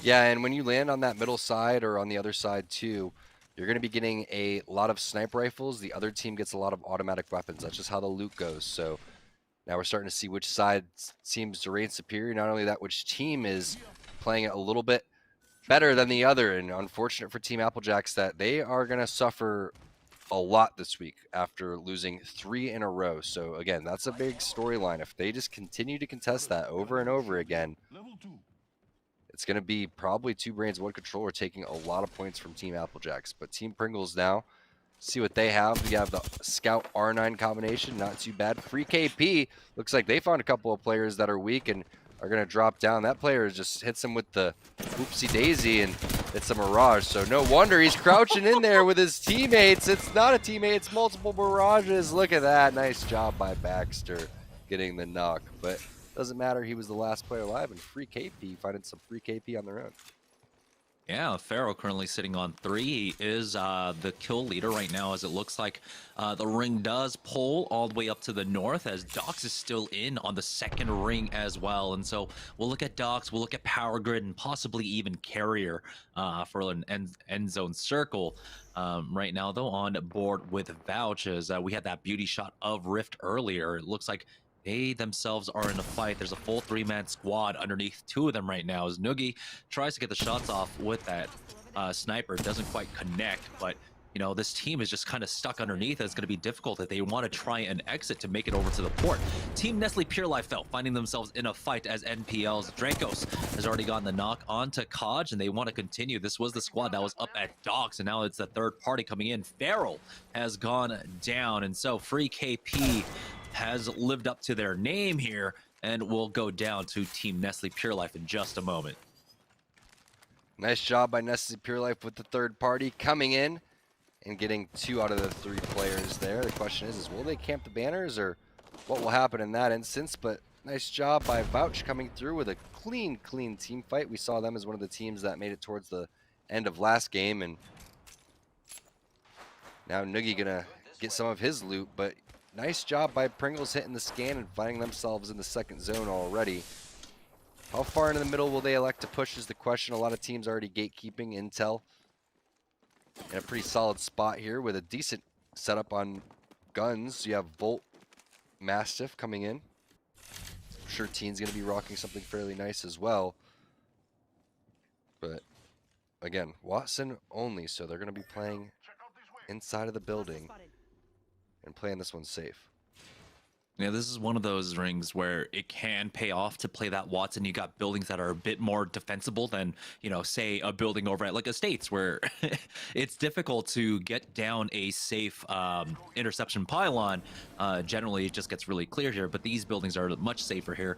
As there you go, you got it. Pulling up with the whip is Team Crafting. They've got the Gibraltar bubble down on it as well, making the rotation up from the southern side of the map currently. Protectable. They're out of the bubble though, so it's kind of tough. They're gonna have to now find a spot to heal, as they do take a lot of damage right there. Nice little quick scope coming in for Dracos. Looks like that team was making a portal to go and maybe grab the banners right there. That could have been the last player alive that escaped. But now Ronnie is hot on the trail. Typically we're seeing Ronnie run away from players, but this time he's hunting someone down. That last player from, I think it was Free KP, with a nice job last second grabbing maybe both of the banners, definitely one of the banners, and dipping out. Nestle Pure Life not able to find that. Yeah, using that defensive bombardment just to keep them inside the building for now, but Nestle Pure Life being very cautious with this. But, you know, sometimes you could be a little bit too cautious, buying too much time for the team to try and heal up. Oh, we do have an EMP coming up from the other end, and Bambino is taking a lot of damage here, as they're just going to go ahead and back away. And this is what I was talking about, just taking way too long, and you have to worry about the 3rd parties. We do see the res coming on out as Nestle Pure Life now. Bambino will hop into that Trident to reconnect with his squad. Of course, it's not just mobility, but in the late game, that Trident can offer cover as well, as he just gets yoinked. This is now a GTA 5 RP server. Oh man, that was absolutely hilarious. The carjack, Bambino had no idea that it was coming. Even better, it was a Gibraltar that did it. So just seeing the big boy hop in the whip and take that one. We need some lowrider music in the background, but there's another EMP. What is going on? Nestle Pure Life finding themselves in another fight. Non-stop action over here.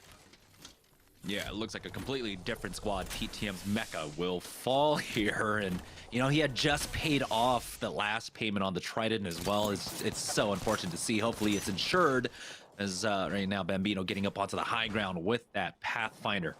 It looks like Nestle Pure Life with a great building to be able to hold right now. Some armor swaps as well.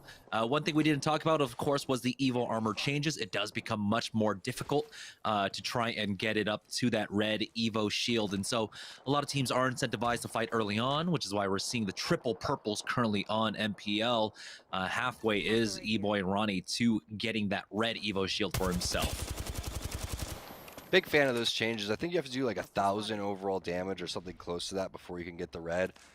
I don't know the exact math, but I want to say it was somewhere from 450 to like 600 that you need to go and get the red. Somewhere around that, but it is a pretty substantial difference. And it's nice to see those changes because I remember in season, I think it was 6, where we were at one point where everybody had 25% less health because there wasn't even red armor anymore. And I think that the blues were grays and the grays were just still gray, and that was tilting. So I'm glad to see we're in a really good spot right now with the armors, and now everything can be back to normal.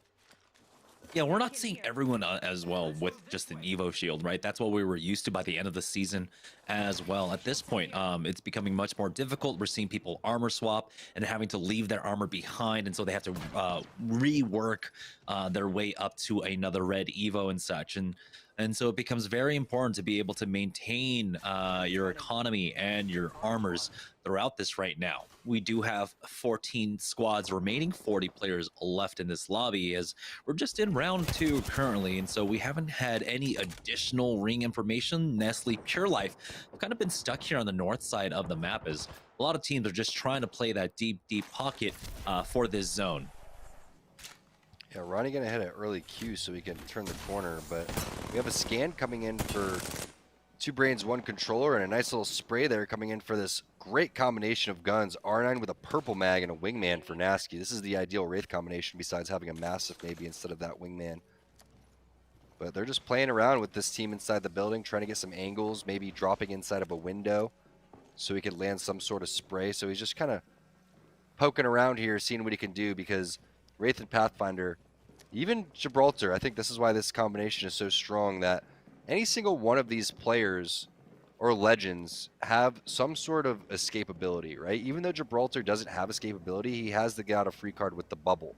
Pathfinder has the get out of free card with his grapple, and then Wraith, she can go into phase mode. And this is that window angle that I was talking about. Nasky finally finds it, and he's got a purple mag on this wingman with a red dot. So it literally doesn't get any better right now for the setup for Nasky. This is super ideal for him. Yeah, they are just trying to get whatever information, but it looks like that team is playing underneath them over here at Power Grid.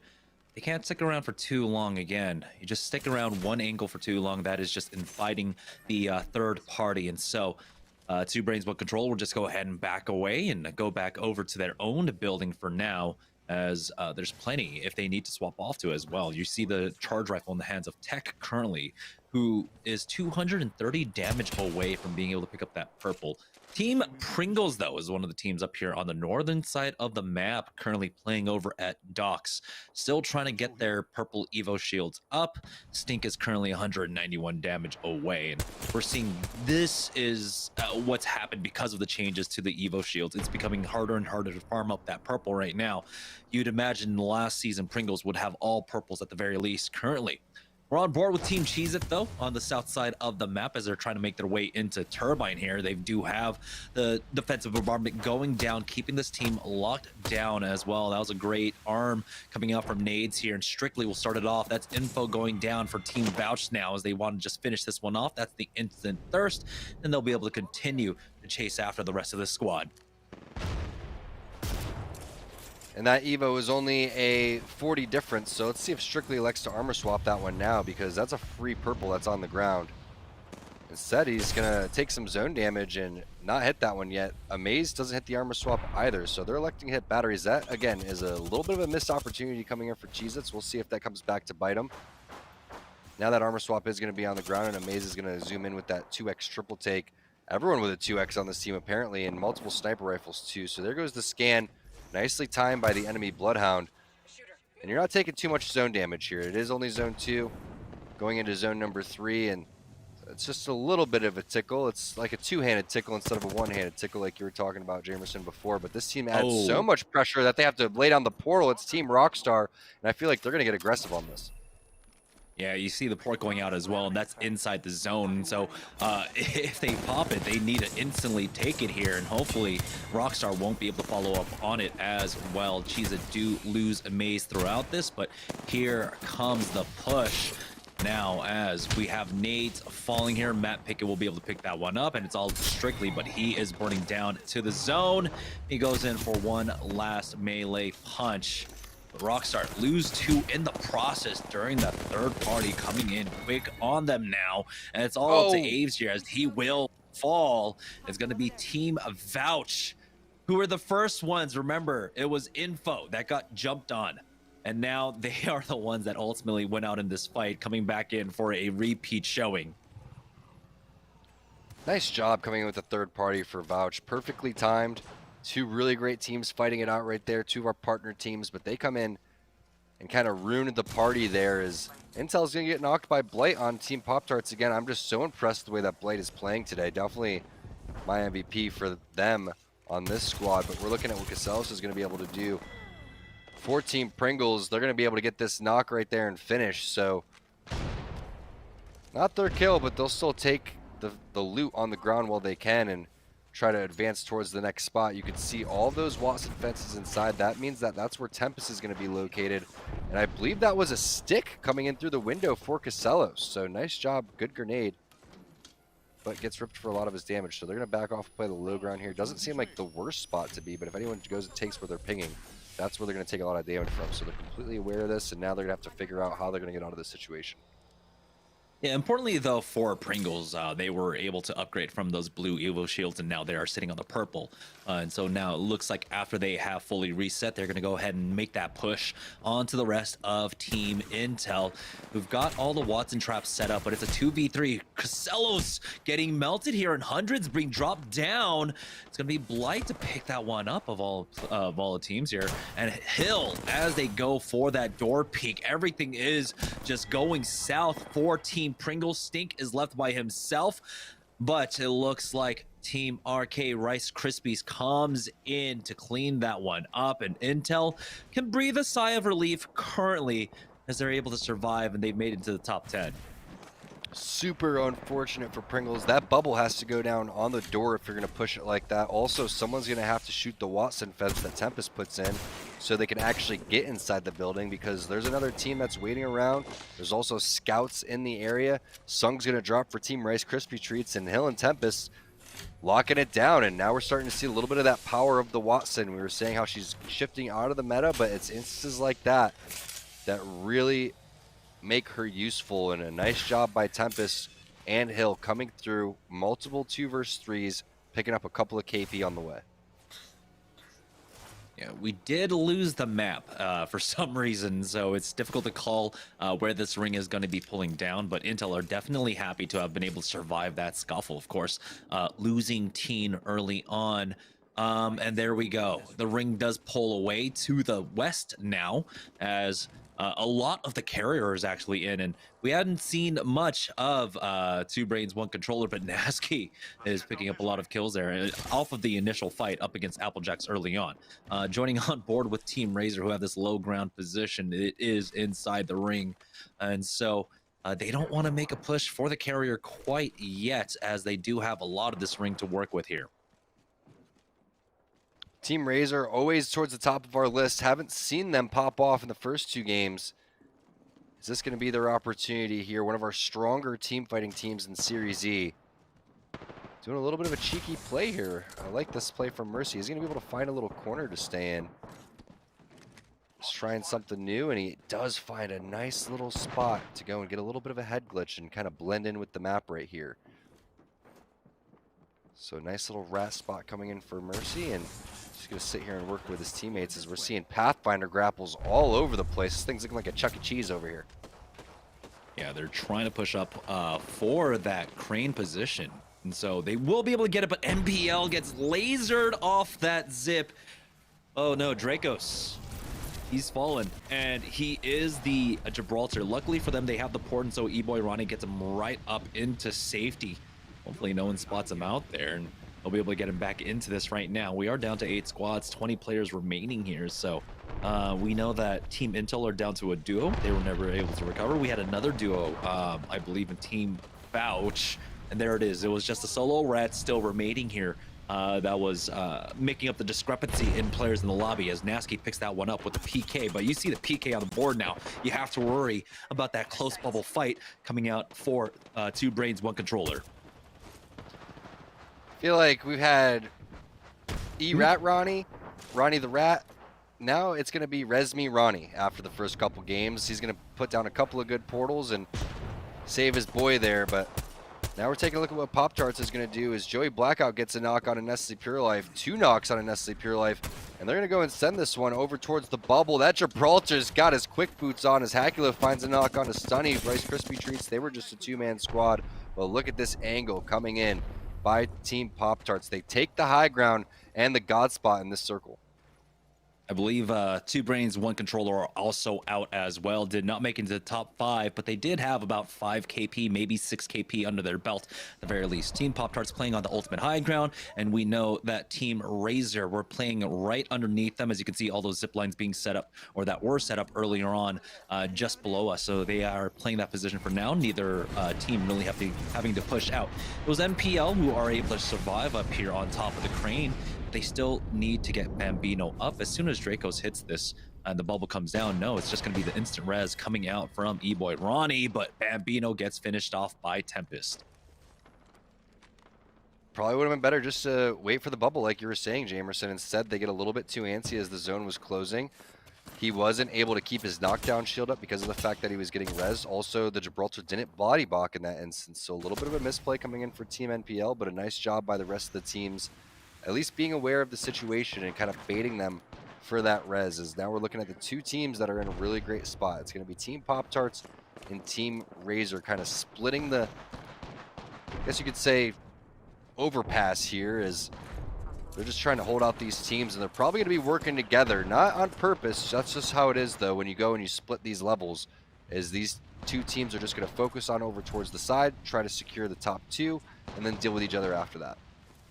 Looks like both of our duos are down as well. So Pop Tarts, Razor, and 1 more squad remaining now, as defensive bombardment is used early on to try and stop that push. But oh, big damage coming out from Blight there. They're not going to jump down quite yet. They want to see if they can try and get another knock from a different team, but they should be able to just burn through that as well, as Lucas has to take that port back, but Joey Blackout gets finished off now. And it looks like Pop Tarts and Team Razor are the only ones that are full 3 right now versus a duo, as the ring is still very, very healthy. I mean, there's so much playable ground with the high ground and the low ground still available here. Yeah, and you see a portal play coming in for Team Razor. I think they were trying to spot out where that last player was, and he wasn't able to clamber up to try to capture that Gibraltar. But this is going to be interesting, because are these teams going to wait out? I think that they're going to come down to just gatekeeping Joey Blackout's team, who I think that's Team Crafting. So Crafting really getting gate kept hard by Pop Tarts and Razor. They're going to try to finish this 2-man off, and then what they're going to do is just figure out how they're going to duke it out based on where the zone is going to pull here for zone number 6. And we see that there's plenty of the high ground to continue to work with as well. So Pop Tarts can hold this once again and just wait it out, wait for trades on the low ground. They have all of the initiative. They can, of course, do whatever they want at this point. As Pop Tarts making it to another late game here, and with 2 brains, 1 controller going down early on, this is the opportunity for teams to catch up. We have the defensive bombardment coming down, but Blight does have the bubble, and so that will keep them safe currently. Bubble has been used by both teams on the low ground here, but of course, all 3 Gibraltars on the map have used it. Just waiting out for that first knock before Pop Tarts decide to drop on down. Take a look at that. It is going to be Crafting going down, so it's going to be a full 3v3 in this last team fight. Well, we see what happened last time, where they send it over towards the high ground. Or is the team on the high ground going to drop this time? The one thing that is in Team Pop-Tart's favor, you can see it as we're on the Gibraltar right now, is you have this defensive bombardment. We'll have to see if Zeratricky has his up for Team Razor, but you don't have that zip line for a little bit. You don't have any portals on the side of Team Pop-Tarts too, so they can't take an off angle right now because they used that to try to finish the player on crafting when they knocked Joey Black out. So it's going to be an interesting spot to be in, and now you're seeing the thought process for Team Razor. They have the armor swaps because the boxes are already down towards the side, so they're going to elect to just continue to stay down over towards the low ground and hope that this other team drops. Now they're just tossing armors inside the zone too, so they can do a quick armor swap there too. The problem is, if Pop-Tarts wanted to get a little cheeky, they could drop right onto that armor and just try to fry these guys. And we saw some damage coming across as Fat Fruit Ninja does have to heal up. We still have 30 seconds before the zone starts closing. They even have the Trident to work with. They want to just go ahead and pop it into the zone to try and get some extra cover to play around. At this point, zone will close in 15 more seconds. I would love to see them from the high ground drop a bubble right on those armors with a defensive bombardment, and then someone chucks a grenade on the outside of the bubble or the inside of the bubble. That forces them to fly in, and then they could just get those free armor swaps. But it looks like they're just going to elect to go over towards where this zone is and fight there. Yeah, we have about 5 more seconds now. Zone starts closing. Here is, I believe, the defensive bombardment being tossed down. The bubbles used from either side as Fat Fruit Ninja goes down, but it's a 1-for-1 exchange down to a 2v2. 1v2 now, but Razor's Hakulo has plenty of armor to work with, and Team Razor will be able to clutch this one up and take first place. Razor's just so strong in these endgame fights. The bubbles are always fantastic from Zeratricky, and they just seem to pull it off every single time when it comes down to these skirmishes where the zone is closing and they have to pull off these bubble fights. That's really what they specialize in, and they've continued to improve on that throughout Series E. So great job by Team Razor, but Pop-Tarts putting themselves in pretty decent position right there again. I would have loved to see the unexpected bubble onto the armor swaps. That would have probably thrown those guys off, and that would have forced them to make a little bit of a different play, because what happens there is both teams are strategizing. I feel like a team that goes and kind of makes a quick play is going to throw the other team off. You don't want to have Team Razor sit there, compile a strategy, and go and use that against you. That's exactly what they did. Great job by Team Razor. Yeah, we'll take a short break, but when we get back, it'll be game number 4 of Series E Week 3. Don't go anywhere, guys. We'll be right back.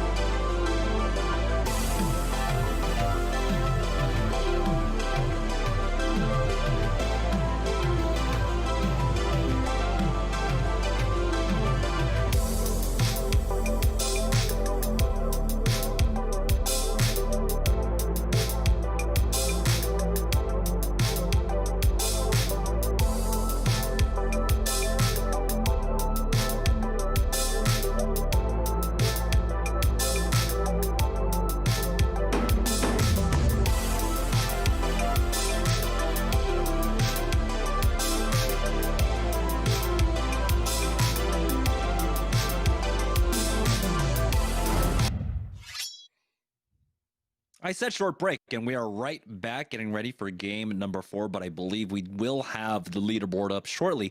Importantly there, 2 brains, 1 controller went down, I believe, in top 6, top 5, somewhere around there.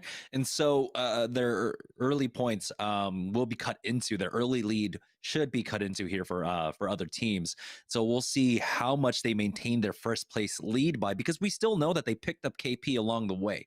And so that's all going to be very important here, as we have, 5 more games left. So still a long ways to go. This is a marathon, and we'll see if 2 brains, 1 controller have the stamina behind it to finish this one off. Yeah, and also Solafide dropped even earlier than they did, and that was the team in second place. So now we take a look at the overall leaderboard and find out where these teams stand. Keep in mind, this is going to continue to live update as we talk through it, because 49 points is where they were at last time. We know they picked up KP, so this is what we stood at after round number 2 or game number 2, and then we'll find out after game number 3 here very shortly. After game number 4, we'll take a quick break and then we'll move in, as there it is, 59 points. So they added 10 more to their total, but it was Team Pop-Tarts who got the most out of that one, taking over Solafide's spot there in second place with 36. Yeah, so Team Pop-Tarts with 2 good games in a row, but most importantly, it means that, of course, the rest of the middle of the pack now really clamoring here to try and get up on top. But that is a very healthy lead for 2 Brains, 1 Controller. 23 points. That's basically an entire game's lead up against the rest of the lobby right now, or at least up against the second place team. And so we'll see. Again, it looked like, just a mad scramble for 2 Brains, 1 Controller, getting into too many fights there in the mid game where they ultimately did fall. We didn't get to see exactly what happened for them, but I know Nasky went down fighting at the very least for them. So able to pick up some really good KP. But right now it's about maintaining this kind of pace. And I think, it can be a bit exhausting here on Olympus, where we're having so many fights in the early game and in the mid game. The only hope right now for a majority of these teams is Team Applejacks, as weird as that sounds, sitting in 19th place with 0 points, because this is the team that's 50-50ing 2 Brains, 1 Controller. They just haven't been able to get out of Solar Array yet. That's 0 for 3 for Team Applejacks. Are they going to continue to drop there? We'll find out, but it makes you wonder if Team Applejacks is sitting there going, those are our points. We could be in first place right now. But 9 free points going on over to 2 Brains, 1 Controller because of the fact that they've won all 3 50-50s. Yeah, and they win the 50-50s in what seems like a very fast fashion, right? And typically when you end up getting into a fight early on, you are slowed down on your rotations, but this is Olympus. There are so many mobility options over at Solar Array. After you finish off your fight, you loot up and you're able to take a balloon and go to wherever you want, or you could just try and find yourself a trident and also just basically rotate right into the position you want as well. I believe 2 Brains, 1 Controller in that last game were playing on the southeast side of the map, playing over at Power Grid, and walked their way in from the southeast side, and there was a lot of teams still there, and we got to see how important that it can be to still play the zone meta, play inside center circle. A lot of teams really taking position on the north side of docks and over by the carrier as well, and having a very superior position and just poking away at teams that were getting into the fight on the edges. Yeah, especially if you're able to get a scout, triple take, charge rifle, sentinel, anything long range with a scope that's bigger than a 2x, you're going to be doing just fine if you can get in towards the middle side. And that's exactly what we're seeing from a lot of these teams. We haven't seen Pickett without a triple take in any of these games. We see a lot of people rocking the scouts even towards the very tail end. And then once you finally get those kills, when maybe there's like 3 or 4 or 5 squads left, that's when you elect to switch that gun out. And then you're going to go and use something a little bit closer. So maybe like an R9 or picking up a Mastiff, something along those lines. But we'll see what happens in the beginning here. Again, with Team Applejacks, that's a very important thing to follow going up against 2 Brains, 1 Controller over towards the Solar side. Take a look at Team Razor. That's going to be Hakulo, Zeratricky, and Mercy, your winners from last game. Your overall points leaders right now in terms of our partner teams for Series E. And, you mentioned something earlier on, but let's be real. We haven't seen Matt Pickett without a triple take in about 4 months now. At this point, the gun is still incredibly strong. They nerfed the rate of fire on it, but it is still such a good utility gun. You're able to, of course, farm from a distance for your Evo shield, but also if it comes down to it, use it as a close range gun. It is just hip fire it 100%. On board with Team Razor, as we were talking about, this is a team that has been impressing us. We saw them, of course, heavily execute off the macro on World's Edge, and it looks like they're getting a fundamental understanding of how to play Olympus for the macro game as well. Yeah, Zeratricky's face looks like he sees something that's kind of grossing him out right there in the picture, while Hakulo and Mercy are smiling after their W's. So that's one of those things where, Zeratricky gets down and looks at his teammates and doesn't get any KP, and the rest of the guys are smiling, and he's like, what happened right there? So I feel like Zeratricky's really the glue on the Gibraltar in the end of these fights. It really comes down to the bubbles that he places and also how his teammates play around that one. So their timing is so important based off what Zeratricky is doing specifically. And again, they're one of the stronger team fighting teams that we have. But here's an early fight happening, and it's always nice when you find an R9 in purple armor within the first 30 seconds of the game. That's going to be 2 free kills going on over Disciples. Yeah. I mean, that's your I'm ready to fight, why aren't you kind of loadout, isn't it? With the purple armor and that. But the fight is still continuing over here at Oasis, as the Disciples have lost one, as Rockstar coming in. for the third party really quickly here. And so they've got to be careful. They have to try and recover. There is 2 respawn beacons very close as Jess pushes in through that Gibraltar bubble, but now it's the 1v2. So he backs off as he waits for his team. Rockstar is in a 2v2, but again, it's Crummy dropped down super low. He's going to hold the door with that, down. but they hop on up and take a look. The push is coming out here as Matt Pickett is not able to hold it for his squad. Crummy finishes off that bat. Now he has to fight into the 1v2 currently with the Mastiff, gets the knock, and now it's down to a 1v1. We'll have the armor swap to work with as well. That Horizon doesn't have the Q quite yet to get right back up, but as he goes in, it looks like Crummy might have the opportunity as he turns around. Oh! Just absolutely domes him with that, and we'll be able to get the quick res on to onto Matt Pickett and bring him right back into it along with Aves. And so now the shoe is on the other foot as Team Rockstar completely recover in this fight. Yeah, this is just an absolute clinic on what to do and what not to do, okay? So if you want to see what to do, watch Crummy. If you want to know what not to do, look at what that Pathfinder did right there. And that's kind of what I do on Pathfinder sometimes. You feel like you can just fly up, kill the last guy alive, but all you're really doing is giving an armor swap on over, and it's going to be a purple one. Meanwhile, the third party coming in, Nestle Pure Life, not having it. Rockstar getting taken out when they thought they were going to clutch it. Instead, it's E-Boy Ronnie coming in with the finish, and Nestle Pure Life taking advantage of some free KP over here. Meanwhile, we did see Hundreds get a knock from Team Pringles over on the right-hand side of your screen. We also saw 2 knocks, maybe full finishes, onto 2 Brains, 1 Controller. So Applejack's finally winning their 50-50 over towards the Solar side. Very important for the rest of the teams in this lobby who are looking to catch up. A lot of the middle of back teams currently down 20 to 30 points to 2 Brains, 1 Controller. Pop-Tarts, though, finding themselves in a fight down here at Bonsai. They do just reset on the low ground angle currently as Aves does end up bleeding out. And so we'll see if they can try and recover those banners and try to bring them back into this game. The ring is pulling up to the north, though, and we'll take a look at that in just a moment as we do have Fat Fruit Ninja going in with that swing. Will nade down the door as they change up the angle now. Sets up the zip line to create some more mobility for himself. But we'll see if he can spot out the teams. There's the pings now, and he's going to get ready to drop down on them to finish this one off. The Wraith Q is used, and they are just hunting them down. There we go with the Mastiff. Drops down, has the arm shield to tank this one up. Tries to go with the hipfire on the 301, but he does fall. But Pop-Tarts will be able to finish off that fight and recover Blight. And they will be able to continue on in this game. It looks like we do have another Northern Circle here as we are on board with Team Pringles. They're all Northern Circles. Listen, they're all Northern Circles. 80% of the zones I've been playing on Olympus are pulling north. Just get ready for it. So, like you said, Jamerson, there's reasons why there's Tridents. There's reasons why there's Bloons everywhere. You got to rotate, and you need options. So, if you're dropping towards the north side, just expect the circle to come over towards your side. Let's be honest. If you've been playing, they're heavily favoring over there. But Stink in shambles over here, unfortunately. And I don't think that's Stink. I think that's a little bit of a glitch because those aren't the players on Stink's team. Yeah, so it actually goes over to the east. So Gardens, mostly all in the second ring here, and we saw a little bit of Grow Towers on the south, but you do have to just, of course, figure with Gardens being in, this is where you have to play off of. So control of these buildings can be important as well. You saw the pings going over to the Trident now for Team Pringles. And we'll see how they want to play this. I mean, they are on the slowest side of the map right now. They do have a ping to somewhere to their south, but that's a lot of ground for them to try and cover to try to get aggressive on a team. Let's go here. Enemy spot. Let's go this way.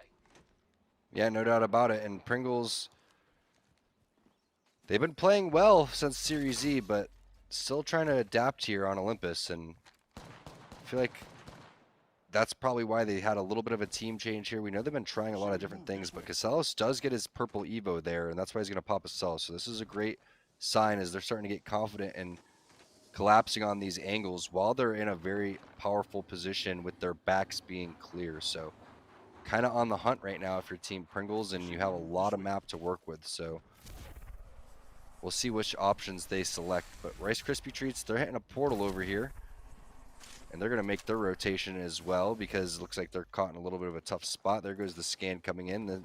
These little buildings like you're talking about, Jamerson, not the safest to hold, but at least there's a couple of them where you can maneuver in between. Yeah, so they are inside Gardens proper currently, as looks like leases are still available. Plenty of buildings open on this side of the map currently. But Rice Krispies have to be careful playing out of the middle here. Just taking a look at their armor situation, 2 blues, and the only purple is going to be on Sung. We'll see if he can evolve those up for his team. Stunny is 270 away from getting the purple himself. But it's about deflecting a lot of the attacks and trying to keep the center of this map right here as open as possible. But they don't really have that composition. But right now, it looks like they are getting forced to fall back, as it looks like both teams, or whatever teams are involved in this fight here, are just poking away, try to get some armor checks. Oh, things should slow down currently if we can swap on over to another team. Unless the scan comes out and there are no hostiles in the area. Ooh, Sung gets hit big, and they got to be careful. All right, one-shot killers. What do you have for us? You're on the main stage here at Esports Arena Series E, and you decide to pick Lifeline? Okay. No, I'm just kidding. Lifeline's very strong, but definitely going to need a Wraith here in this composition. We'll see what they're able to do against these top partner teams. Team Intel slowing it down a little bit, and again, when you go through all of these players, one of the things that I just love on Olympus is the amount of loot there is. You're not seeing many players rock alternators like we saw in World's Edge. Nobody's, flatline, yeah, it's still strong, but R9 being back on the map really just allows for so much more aggression, so much more confidence, so much more fun gameplay, and you're going to see a lot more action with the R9. Triple take R9 is going to be what Trinal takes, and they're right out in the open. Good thing they have the Gibraltar. But having this high ground means they're going to send it with that initial damage, Jamerson. We'll see who's in this building.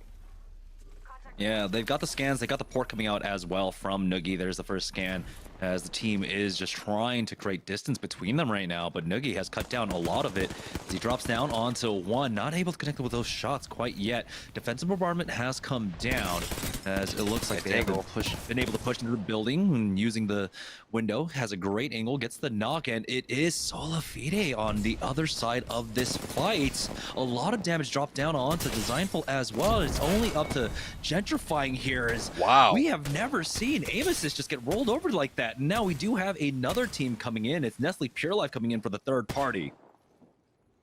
Fresh off of that video where we saw a nice little water flip coming in. See what NPL has over towards the top side, but that was a very clean fight. Like you said, Jamerson, I don't think I've seen Amosys fly down that fast either, but it was that amazing window peek with the Hemlock. Perfect burst fire onto 2 players that were holding the door.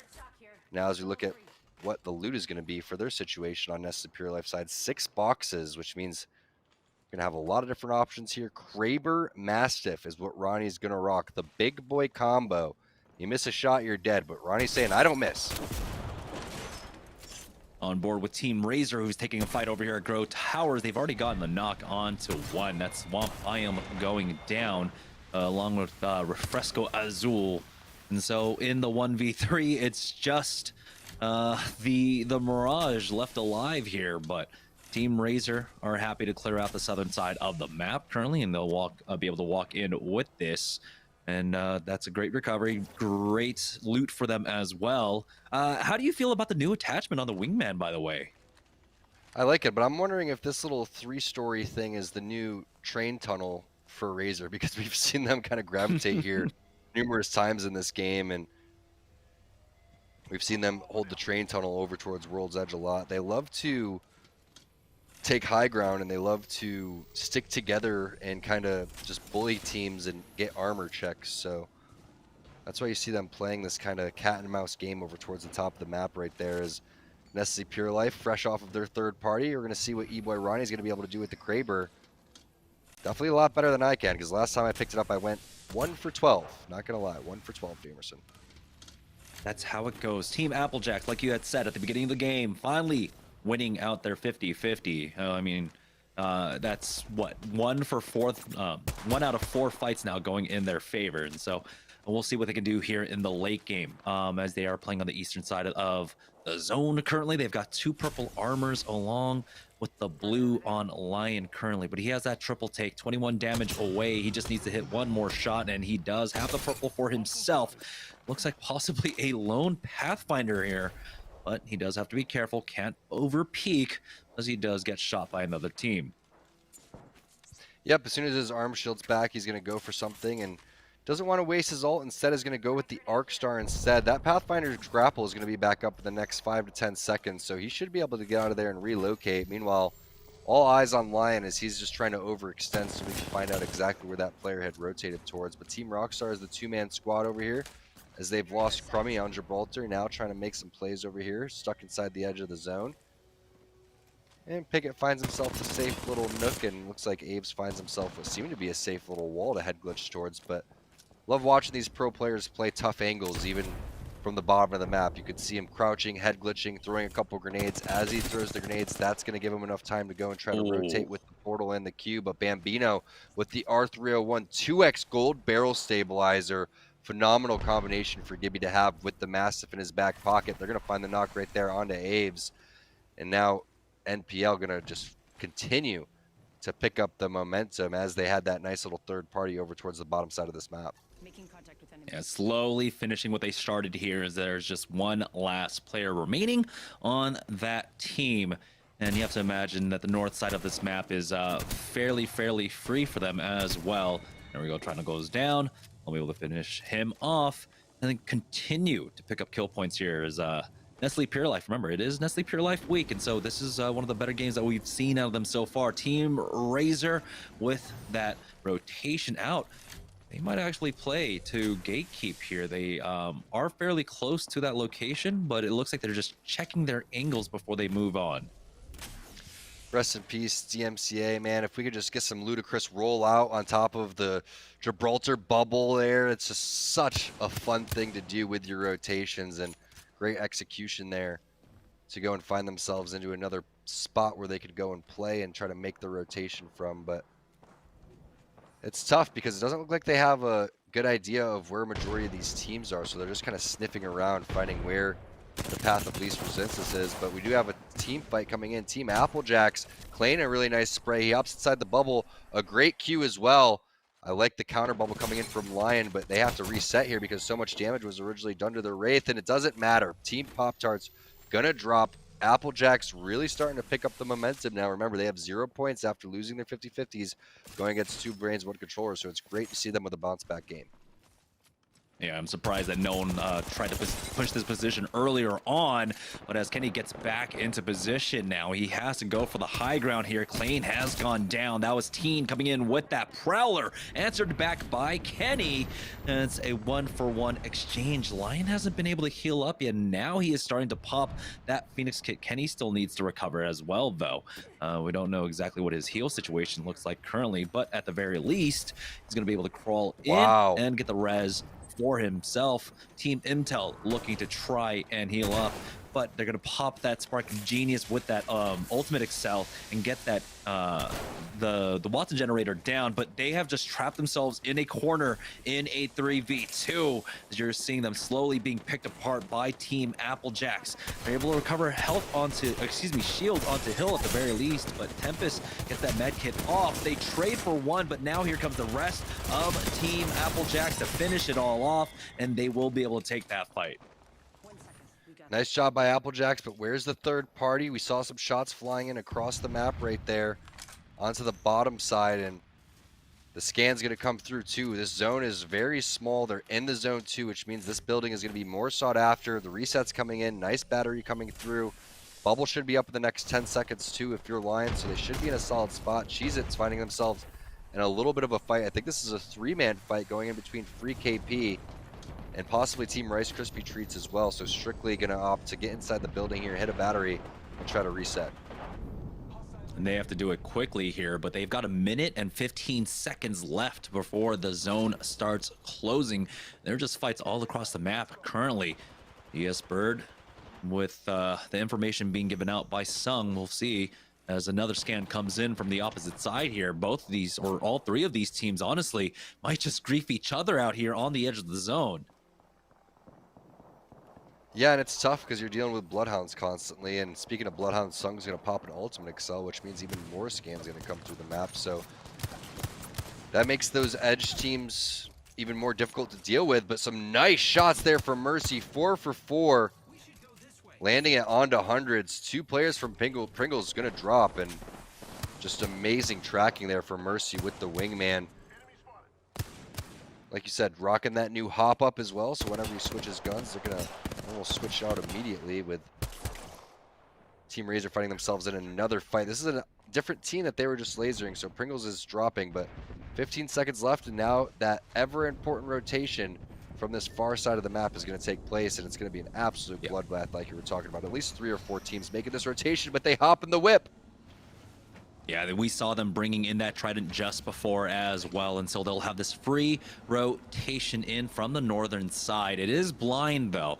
They don't have the Bloodhound, and so this can be a little bit wary for them, but it looks like they are able to make it safely in to the eastern part of this map now. They have the north side along with rocks to work with. We'll see if any teams have some nades to try and flush them out, but they're hitting for good damage now is Zeratricky, as it looks like they want to get aggressive off of it. Arcstar comes in, there's the scan, but the Arcstar is going to push that team back. Slowly, a little bit wary though, and all the right to do so, because now one has dropped down. That's going to be Chris going down, and it looks like Team Razor won't be able to fully storm this building as Zeratricky has pushed onto the high ground. He gets pushed, he gets knocked. Where's the rest of his squad? Will he get thirsted? There's Mercy only on top of the building, and they will be able to finish off that fight, but the third party is already here, and it doesn't look like they'll be able to recover Zeratricky quite yet. Hakulo barely gets into that cube before he goes down. Again, it's going to be a blind queue for himself. Mercy only needs to try and survive for his team, but oh no. With Hakulo now gone, Mercy only is the only remaining member for Team Razor, and he runs into another player and he gets finished off. That's going to be Rice Krispie surviving just long enough, making it into the top 4. Applejacks, let's go. I want to see them do something here. With only 4 squads alive, they have the most kills in the lobby. This could be their comeback game. Rocking the Scout Volt. Like we were talking about, Jamerson, even in zone number 4, closing on to zone 5, teams still electing to have some sort of poke weapon so they could force people off. And when you have the only poke weapon, it's good, but charge rifle, also very good. So Kenny just going to back off, and now they're going to try to figure out where they're going to rotate. Right around that 30-second mark is typically when the Wraiths are going to place the portal. Looks like a nice little blue crate to play behind. A couple boxes here. Also a nice little wall. So they should be in a pretty powerful position, as it's Stink ratting over here for Team Pringles. Nice job by Stink.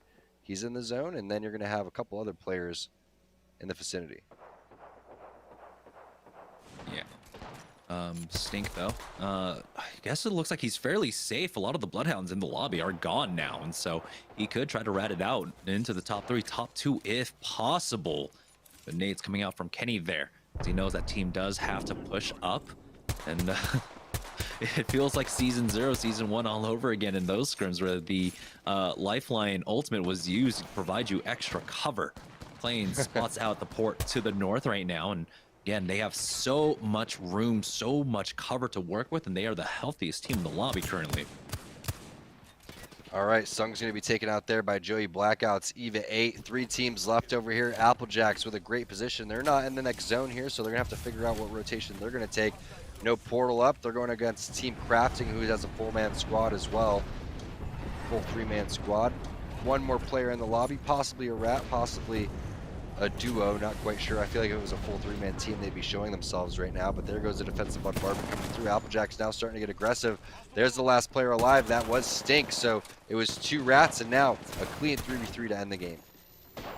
Yeah, he did not get much damage off on the other side, and they have hit back as well. Team Applejacks on the Evos currently, as they need to buy some time. Lion is popping that battery, but here comes the Ordnance. Nades are coming in as they're just poking away. Currently, both teams are in the ring. We have the bubble coming down early for Team Applejacks, and so there's an opportunity for Crafting here to try and get aggressive with their own bubble, but instead they are just playing the line and just waiting to try and get angles here as the Beast of the Hunt is popped by Protectful. gives them that much valuable scan and allows them to know exactly where they are. 2 on the right, 1 on the left, as Protectful has a great angle to just poke away at them currently here. Now, AJ Klein, they are going to go ahead and swing out to the right-hand side and try and take this fight. They got the first knock onto Joey. Blackout is Protectful. His armor has gotten cracked, but now it's ostensibly down to a 1v2, but Applejacks will be able to win that one out, and they win the 50-50. They win the game. Nice job by Team Applejacks getting out of their spawn and getting into the winner's circle. Very clean fight. What happened there is they realized that Protectful was split away from those 2 players. They sent 3 people immediately to Protectful's left side, which would have been Applejacks' right-hand side. They mopped those 2 players up. By the time that Protectful gets to that fight, it's basically over, even though he was able to hit a lot of those shots. Great game by Team Applejacks. Yeah, great recovering. That's what we get to see once you do survive that 50-50 playing out from that center zone location. And so they will be able to take that. We're going to go ahead and take a short break. While we do that, we are hitting halftime. And so we'll be right back after this break for the rest of Series E.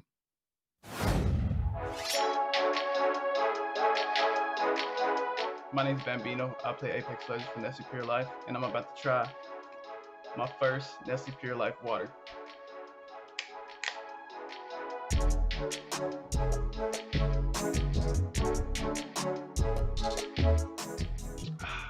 It hits the spot.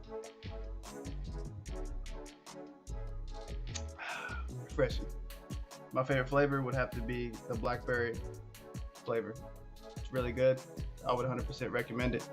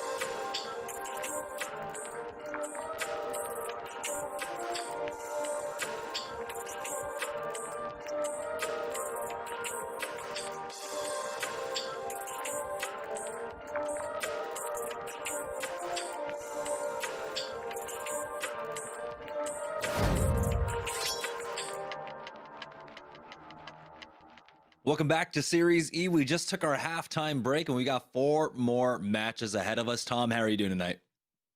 Good. Just rewatching a couple of Twitter clips of falling off the map, and I saw Apathy fall off the map, but I know everyone else is falling off the map too. So if you fall off the map, feel free to tweet me, send me the clip. I want to see it. I think Bonsai. I love Bonsai as a drop, but when I get into the basement, I always forget that you can fall off the map there. And whenever I take that zip, it's gonna happen to me. It's gonna happen to me. Luckily, though, your body lands right next to the respawn beacon, as I know fully well. Let's go ahead and take a look at the leaderboards, though, as we head into our next 4 games. We got to set the ground here. 2 brains, 1 controller have been slowed down here as Team Pop-Tarts currently sitting in second place with 40 points, closing in on that gap. Team Razor as well, 2 points behind them. And so take a look at all of our partner teams there in the top 5. Yeah, and look at Team Applejacks after their win, 26 points. They went from 0 to 26, from 19th place to 10th place. So a great job by them going and showing that, hey, we could win this 50-50. Not only that, we could win the game too. So a big bounce back game from them. But I think really the most impressive team has been Team Pop-Tarts overall with their consistency in game number 2 and game number 3. They weren't able to get the dubs, but at least a decent amount of points going forward. And they're putting up a good fight to try to take down 2 brains, 1 controller. Yeah, another team we have to talk about in consistency is going to be Team Razor as well. We know throughout the qualifiers, they were averaging 10 points per game, which is what they're almost doing here. 38 points after 4 as well. But it's Team Applejacks that we're looking at right now, or we will be looking at, and hopefully we can see that 50-50 fight to see exactly what goes on, because it's gone in the other side's favor. 2 brains, 1 controller. We're able to win that fight out 3 times now. Will Applejacks be able to carry this momentum into this as we do join them over here at Solar?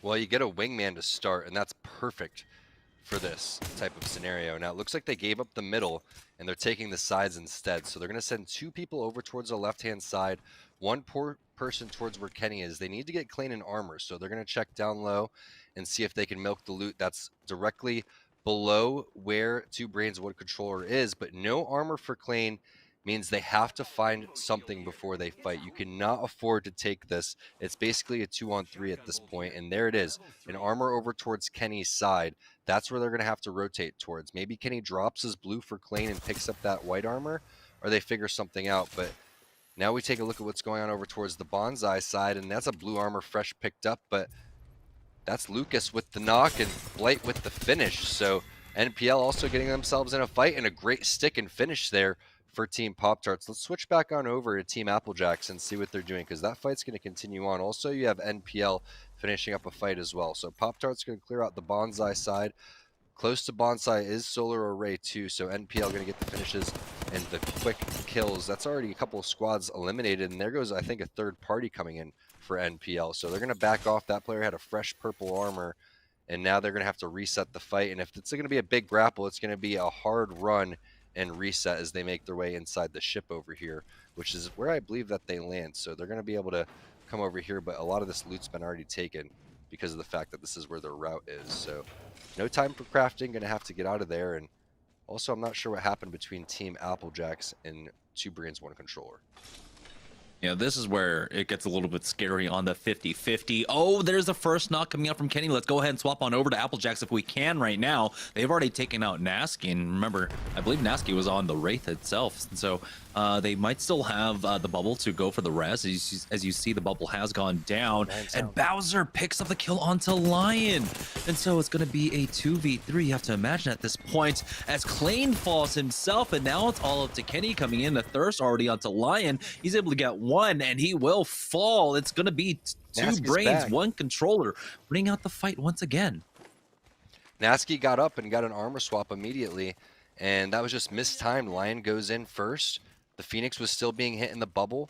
I know Lion probably wanted to get the Thirst, but instead the res came out. But when you go and push right there, you're going to give up your armor. And what happens in these fights when you have the white Evo armor, right when you start to go down is when you're going to evolve that to blue. And if you evolve it to blue and die and get downed, that's a fresh blue armor swap for the enemy team. But there's the third party coming in. Bowser's going to take a lot of initial damage, which means that he had to blow through his armor shield too. So that's a lot of damage coming through. But look at that tracking with the Spitfire coming in from Resulta.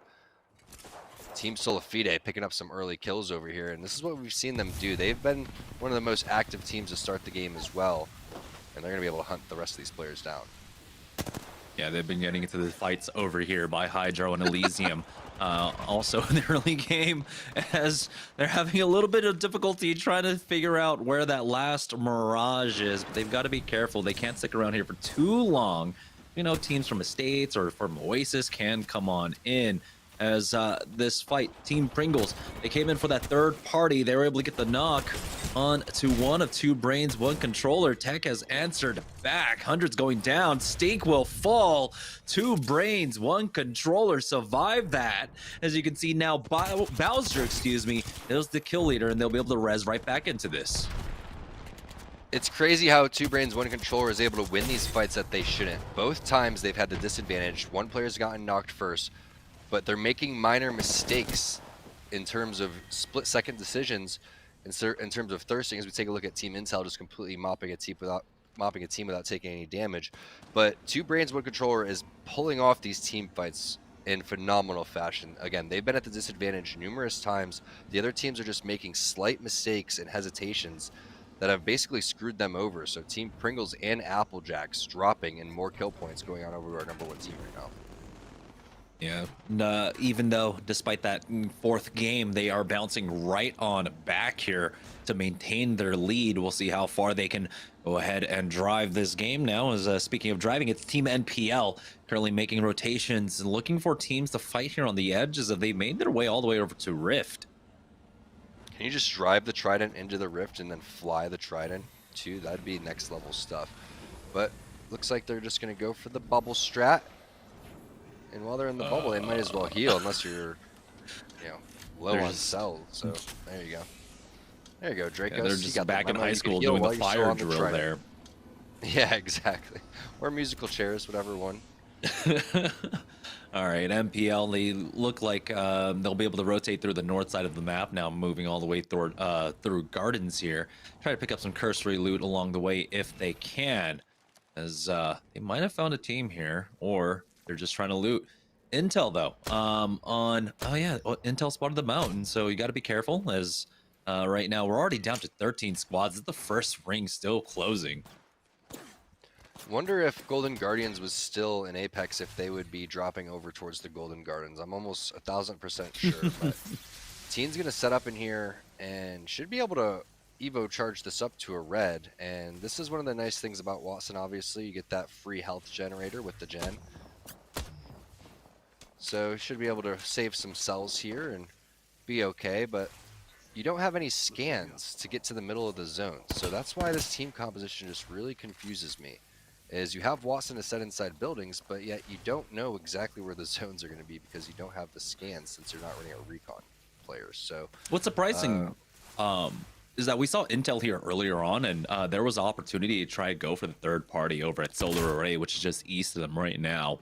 And surprised that they didn't actually take that opportunity. It could have been their chance to try and take out 2 brains, 1 controller, but maybe they weren't feeling it, seeing so many teams go down to them. As we are on board with Team Rockstar rotating their way out of Turbine here, can be a difficult ask as there's just a lot of open ground ahead of them here. The scan comes down. They note that there is a team at the waterfall above them. Yeah, nice scan there coming in from Aves, and you see the counter scan down below coming through from the team up top, and it's just your typical Bloodhound meta. I scan, you scan, we just respect where each other are at, and that's basically it. Typically, the team that gets the second scan is the team that has the advantage, obviously, because they're going to be able to, it's kind of like the Gibby bubble, you don't want to use it first. And we'll see what happens here. This is a tough spot to be in. You are most likely going to have to just use your bubble to get out of there. But the way that Team Rockstar is and how Psycho Pickett is right now playing Horizon, I wouldn't be surprised to see if they try to do some crazy stuff. These are some incredibly long zip lines to get up, though, and it can be very scary to try and push that team as the ring does pull down to the south. As you can see, it's just hugging the edge of the zone, so the teams over at Bonsai are still in, and here is Sola Fide. Currently, they have a team above them. It could be Team Pop-Tarts, quite possibly, as Team Intel have found themselves in a fight as well. Yeah, Pop-Tarts could be seeing their first Bonsai zone, and we could be seeing our first Bonsai zone, or at least I could. This is definitely first in Series E, as we've had all of these over towards the north side. I was joking about that last game. Respawn hurt us, so they decided to flip the script, make all of them over towards the south, and Aim Assist over there splitting the building with Pop-Tarts. That's going to be a very fun fight to watch because both of these teams sitting over towards the top right now in our standings, but Team Intel's been stuck over here in these buildings for quite some time, and I'm really interested to see what team is over here wasting their time with them. They haven't, shown any aggression. You see a portal coming in for Teen, but I'm not sure if that was an aggressive portal or if he was just trying to get out. Yeah, they had a knock just beforehand, but they weren't able to take advantage as, oh boy, Team Sola Fide now pushing on to Pop-Tarts, I believe. No, it's not. It's 2 brains, 1 controller that are down here. Nasky gets the knock onto Fat Fruit Ninja, and Bowser will find one more, taking out Farmer Lucas. It's all Blight in a 1v3, but they all peek him at the same time. He will go down. Instantly, though, the third party is coming out. This might be Sola Fide on the other side, but with controlling the choke, with the nades coming in, they cannot push off of this. This is a really fun fight to watch right now because these are 2 of our top teams. Pop-Tarts was involved in that too, so all of our top teams realizing this is the spot to be. Get up top. You could house a lot of different teams over towards these buildings. You could at least fit all of the teams remaining towards these end zones because of the amount of buildings that are over here, but I just feel like Sola Fide was a little too late on that third party. They had the opportunity to come in, but it was an amazing zip line through the window. And now Sola Fide going to back off, probably play the opposite roof, and they're just going to reset on both sides. As you can see, we also have the ring information for the next ring as well. And so it's a hard pull continuing to come down here to Bonsai. And so I think you've called it. Every team's going to try and get into these buildings with the basement as well in play. You can have easily 6-7 teams along the 2 main buildings here, along with that cursory building outside. Right now, though, as we join Team BLP, have found themselves in a fight here on the eastern edge as they were trying to rotate through south of Solar Array currently. It's just a poke battle going on between both teams as we join Team Rockstar. Aves taking a lot of damage over here now as he gets the good spray down, pulls out that triple take, and that's why you bring the triple take along. It is that all utility weapon as Matt Pickett uses as a shotgun there to finish that one off. Nice job with the flatline too. Great shots from Mr. Pickett, picking up a couple of kills for their team. They really need to have as much kill points as possible because they haven't really been finding themselves over towards the end of the zone. They've been more running out, slaying, and they're not too far off the leaderboard either. So one big game could get them right back into the running here as we take a look at the team tracker to see who's still alive in this one. Razor is still in this game, and they were our winners from the previous one before Applejacks, can't remember. But either way, they definitely won one of these games. I think it was game number 3, and also sitting over towards the top 5. So everybody besides Team Pop-Tarts right now in position to continue to make their way over towards the top. And yes, please send us the clip of you falling Cbon 7. We want to see that one. Yeah, it was that team that we were on just beforehand, BLP, basically last place. And it's a self-fulfilling prophecy at this point. I want to see exactly where he fell. But there's so many spots in this map. Every time that I go over a ledge and jump over something, my heart just drops because I don't know if there's floor behind underneath me, but I'm just, you know, doing a trust fall with the rest of my team there. As we do join Team Razor, who are on the western side of the map. But we've seen them using the Trident to good effect, but I don't know if they have one to play off of here. Yeah, speaking of Trident falling off the map, that's my biggest fear, is driving the Trident and sending my entire team off the map in a ranked game. So we'll see if it happens. When it does, I'll let y'all know, because it's definitely going to. As we take a look what NPL's doing, and they've had themselves a decent showing so far. They've also got the scan for us, thank you NPL, to show which side of Bonsai this is pulling towards. Now, that means that there's going to be at least 2 teams that try to share this bottom floor. 1 team over towards the top, which is most likely going to be contested either through the window and middle, or a team that just sends it from the other side of the roof too. So that's an option. And then you still have this other building over here towards the west side, which has a little bit of a sliver in it too. So a lot of room for 10 squads, and probably going to be our slowest game so far out of all of them. So BLP were able to rest Cbon 7 back in, by the way, and then they just won a full team fight. It was Cbon 7 as well. He had the Massive and has picked up a lot of KP for them at this point.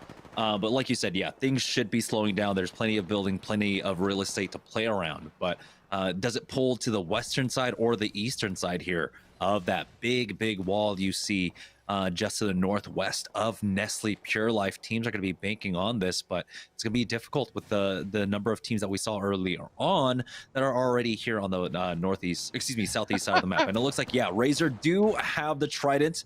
Your Uber is here, Mr. Hakulo. Get on in, loser. We're going shopping.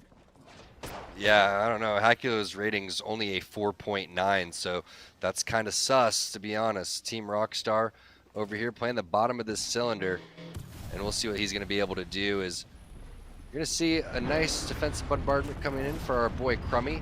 Try to buy them some more time as they figure out exactly where they want to get. And I like Abe's positioning underneath. While you can hit the scans, the only way that you're going to get caught out of position here is if a couple of triple take shots or scout shots take you down, but instead it's going to be Pickett flying in with the finger roll. Get some damage in there. That's also going to show what shields they have too, but he's going to be able to give information to the rest of the team. We'll see who follows up on this. Looks like Crummy trying to get up top. Yeah, it can be a little bit difficult to climb up. A triple take from the long range nearly cracks Crummy there, and so that's going to slow down Team Rockstar's push. Aves and Pickett are here, though, and with that Mastiff, he gets the first knock onto Team Cheez. It's a maze. It's going to instantly pop that bats as they want to continue this push. Good spray down, but Matt Pickett will go down. Crummy needs to get involved in this fight as he is the final member remaining here, but he's still having a difficult time getting up top, and oh no. Team Rockstar lose out on this fight. Oh, Crummy, the clamor god. Oh, no. You hate to see it. We never saw it. Made it up eventually. Here's Team Crafting, though, who got involved in that fight here on the northwest side. As the Beast of the Hunt will get popped. They'll have the scans coming out left and right to help them, as right now they were trying to get involved, trying to get into that third party, but just being on the low ground made it very difficult. We know how hard it is to climb up apparently now, as Protectful with another scan now as they will continue this push. But you have to imagine that the squad inside have already fully healed up. Bubble instantly coming out now as the Massive hits for 77, another 14 from a long range as Joey Blackout gets the knock onto nades. They'll get the instant thirst. They'll have the armor swap to work with as well, going down to a blue. But with that team fight win, you got to imagine Cheez It just call in, get out of there, and try to rat out into a top finish. Yeah, and Designful split away from his teammates because that's what Pathfinders do. He's always staying within grapple position, and he's just trying to own real estate over towards that east side of the map. So it's a really nice job by him. kind of drawing a couple fire shots and showing where enemy team players are, but also just kind of watching their back. And Pathfinder going to be huge holding this high ground here. You can't shoot from the roof over towards this side, so they're going to almost have the high ground compared to the teams that are actually above them when they do decide to drop. So this is a great position to be in right now for Solifide. Yeah, and importantly, it gives them the options too, right? Depending upon where this zone pulls, but it should start pulling over towards that road as well. Joining back on board with Nestle Pure Life, who we saw at the bottom of this building. Looks like they were pushed, but they were able to deflect that one. But now on the other side of this door, there's a full another squad as well. They have to be careful. There's 2 points of entry that they have to cover for now. And so it's Draco's holding this door by himself, backs away as he gets double peeked expertly here, dodging out on a lot of damage, but caught in the mid reload, comes out with the 42 as Team Intel trading away. It's 1-for-1. E-Boy Ronnie might be the next one to go down as Bambino tries to move, but it's going to be E-Boy Ronnie using that Q to get out of here. And we'll see if he can survive. The third party coming in from Rice Krispies, though, as they are taking advantage. Team Intel will fall next. Nice third party there from Rice Krispie Treats, and it's tough because you're trying to defend your building, but yet Team Intel just psychotically sends it inside. All 3 players, yeah, they win the fight, but there's so many teams within the vicinity, they had to know the third party was going to come. But at the same time, if you're Intel and people are shooting you like Rice Krispie Treats, then you're basically getting filtered into that position. So that's a nice job by Rice Krispie Treats, really controlling the situation there and forcing those teams to fight each other. And it's just unfortunate that neither one of those teams, even though they were doing the right thing, are able to get out of that good position. And the ring pulls away from both the building along with the road here. And so teams have to spot out for a spot to play right now. We have 5 full squads still remaining. Solifide crafting as well.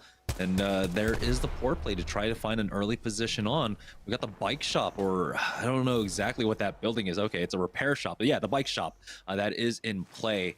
And so we'll see. It's Team Razor that's playing inside of it currently. Good spot to be right now for Team Razor, finding themselves in another end zone, and we know how good they are at finishing these off. And again, the scout in the back pocket, Zeratricky hasn't found any kills, so he's not able to get rid of it at this point, but he still has the EVA 8 with the blue bolt, so if it really comes down to it, he's going to be in a decent position here. And he can also elect to counter bubble if that's the case. So he's locking this door down, saying watch my backside. Now Hakulo even takes that for him and covers him, and all that you have to do is watch both doors here. If a grenade comes through, you hit that instant bubble. Now they're sensing danger, so they're going to put that one down, and it was because of the amount of grenades coming through, but instead of staying in the bubble, they go over towards the outside, which is the exact opposite thing they needed to do. However, they're going to try to heal up, and now the team's starting to push in because they see the damage done. That's going to be Designful dropping. That's a huge knock on to aim assist, excuse me, Solifide there, and so that's going to allow Team Razor the time to just heal up. There were 2 teams trying to push this building here as Joey Blackout gets finished off for crafting, and so that is massive. Team Razor now in a pretty decent spot here, no longer being pressured by 2 full squads. It's Rice Krispies, though, who have to back away. They were trying to do a good job of trying to whittle down that side of the ring for themselves. As we did see, I believe the ring was pulling up to the northeast side for now. 5 squads here remaining, 13 players. 2 teams are down, I believe, a player currently. Team Razor, they have the outside to work with, and they can push up to this wall. Ooh, nice shots from Hakulo, coming through with some really good R9 spray. Running out of ammo, though, so has these 2 stacks on the ground, has to make sure that he doesn't waste all of it. But now you're going down to the final 5 teams, and when you're rocking the R9 Mastiff and you've specialized in these endgame fights, you got to be feeling good. But that's going to be Solifide dropping right there to Rice Krispie Treats. Bird picking up all those kills. Sung's still going at it too. They're going to finish off Protectful. Here comes the third party. They're completely aware of it. Great double 98 coming through. How is that player not down? Bird, last guy alive. Razor with the great third party. Here comes the final fight. That was extremely quick. Razor understanding exactly what the win condition there. Even though they didn't see the trades, they knew that damage had to have been done on the other side. It's 2 brains, 1 controller.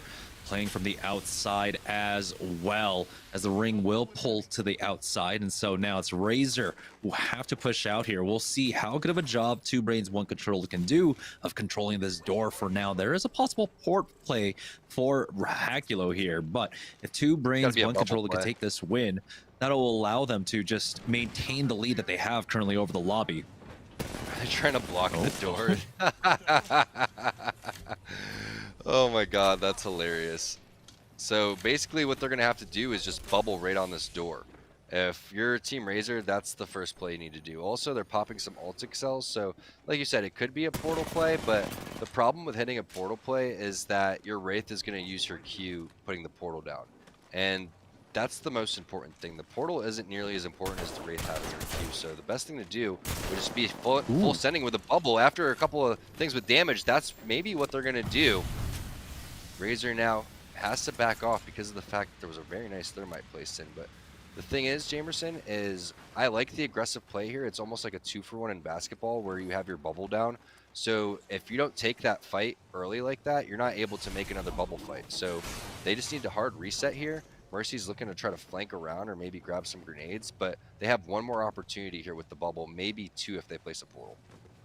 Yeah, they got 25 seconds to work with as well. Nasky is just keeping an eye on that door that's blocked off by the Trident. They're doing a good job of making sure that they're controlling both sides, that they've got the information to work with here, as we're seeing them just scramble for anything in these boxes. Can they find nades? What can they find here? It looks like it's going to be a full 3-man push out from the right-hand side. We have the bubble coming down along with the defensive bombardment from one. It looks like swing on in, and the damage is being done. Currently 2 down on the side of Team Razor, but it's dropped down to a 1v1. Hakulo! Mr. Hakulo with the Mastiff will be able to finish that one off.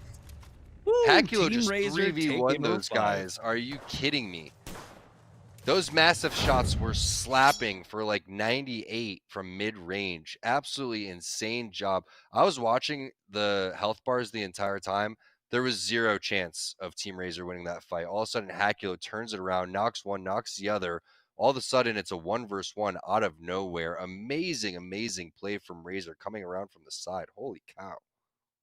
Yeah, that's going to be massive for the leaderboard as well. We knew that 2Brains 1 Controller were in first with what, about 59 points, but Team 2Brains 1 Controller were in first with about 59 points, but Team Razor were also there in the top with about 38 points going into this, and so we'll see how much of the lead can be cut down into. Razor were in a lot of fights, but so were 2Brains 1 Controller, so we need to see ultimately what the after-action report was for that game to see exactly where we shaped up. I'm just so impressed. I have to get a highlight from Hakulo's point of view. If we can, Ops team, go through there, find out his screen. If we have it, I have to see the massive shots. We have to replay that. Again, great job by 2Brains 1 Controller, but we have to get a replay of that eventually. And I'm just so impressed with, again, Razor's ability to win these team game fights. Let's take a replay of that and see what happened from Hakulo's point of view. Yeah, so it's a full 3-man push from the right-hand side. You see the defensive bombardment going down as well. And the bubble was just in a decent enough spot where they could try to get some cover. But yeah, take a look at all that damage. 3-on-1. That's a 3-on-1.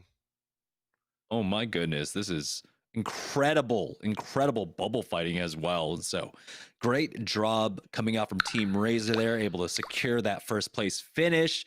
But did they do enough damage? Did they get enough KP there to try and catch up against 2Brains 1 Controller? We're going to find out that. We're going to take a short break, and after this, it's going to be game number 6 of Series E here on Olympus. Let me just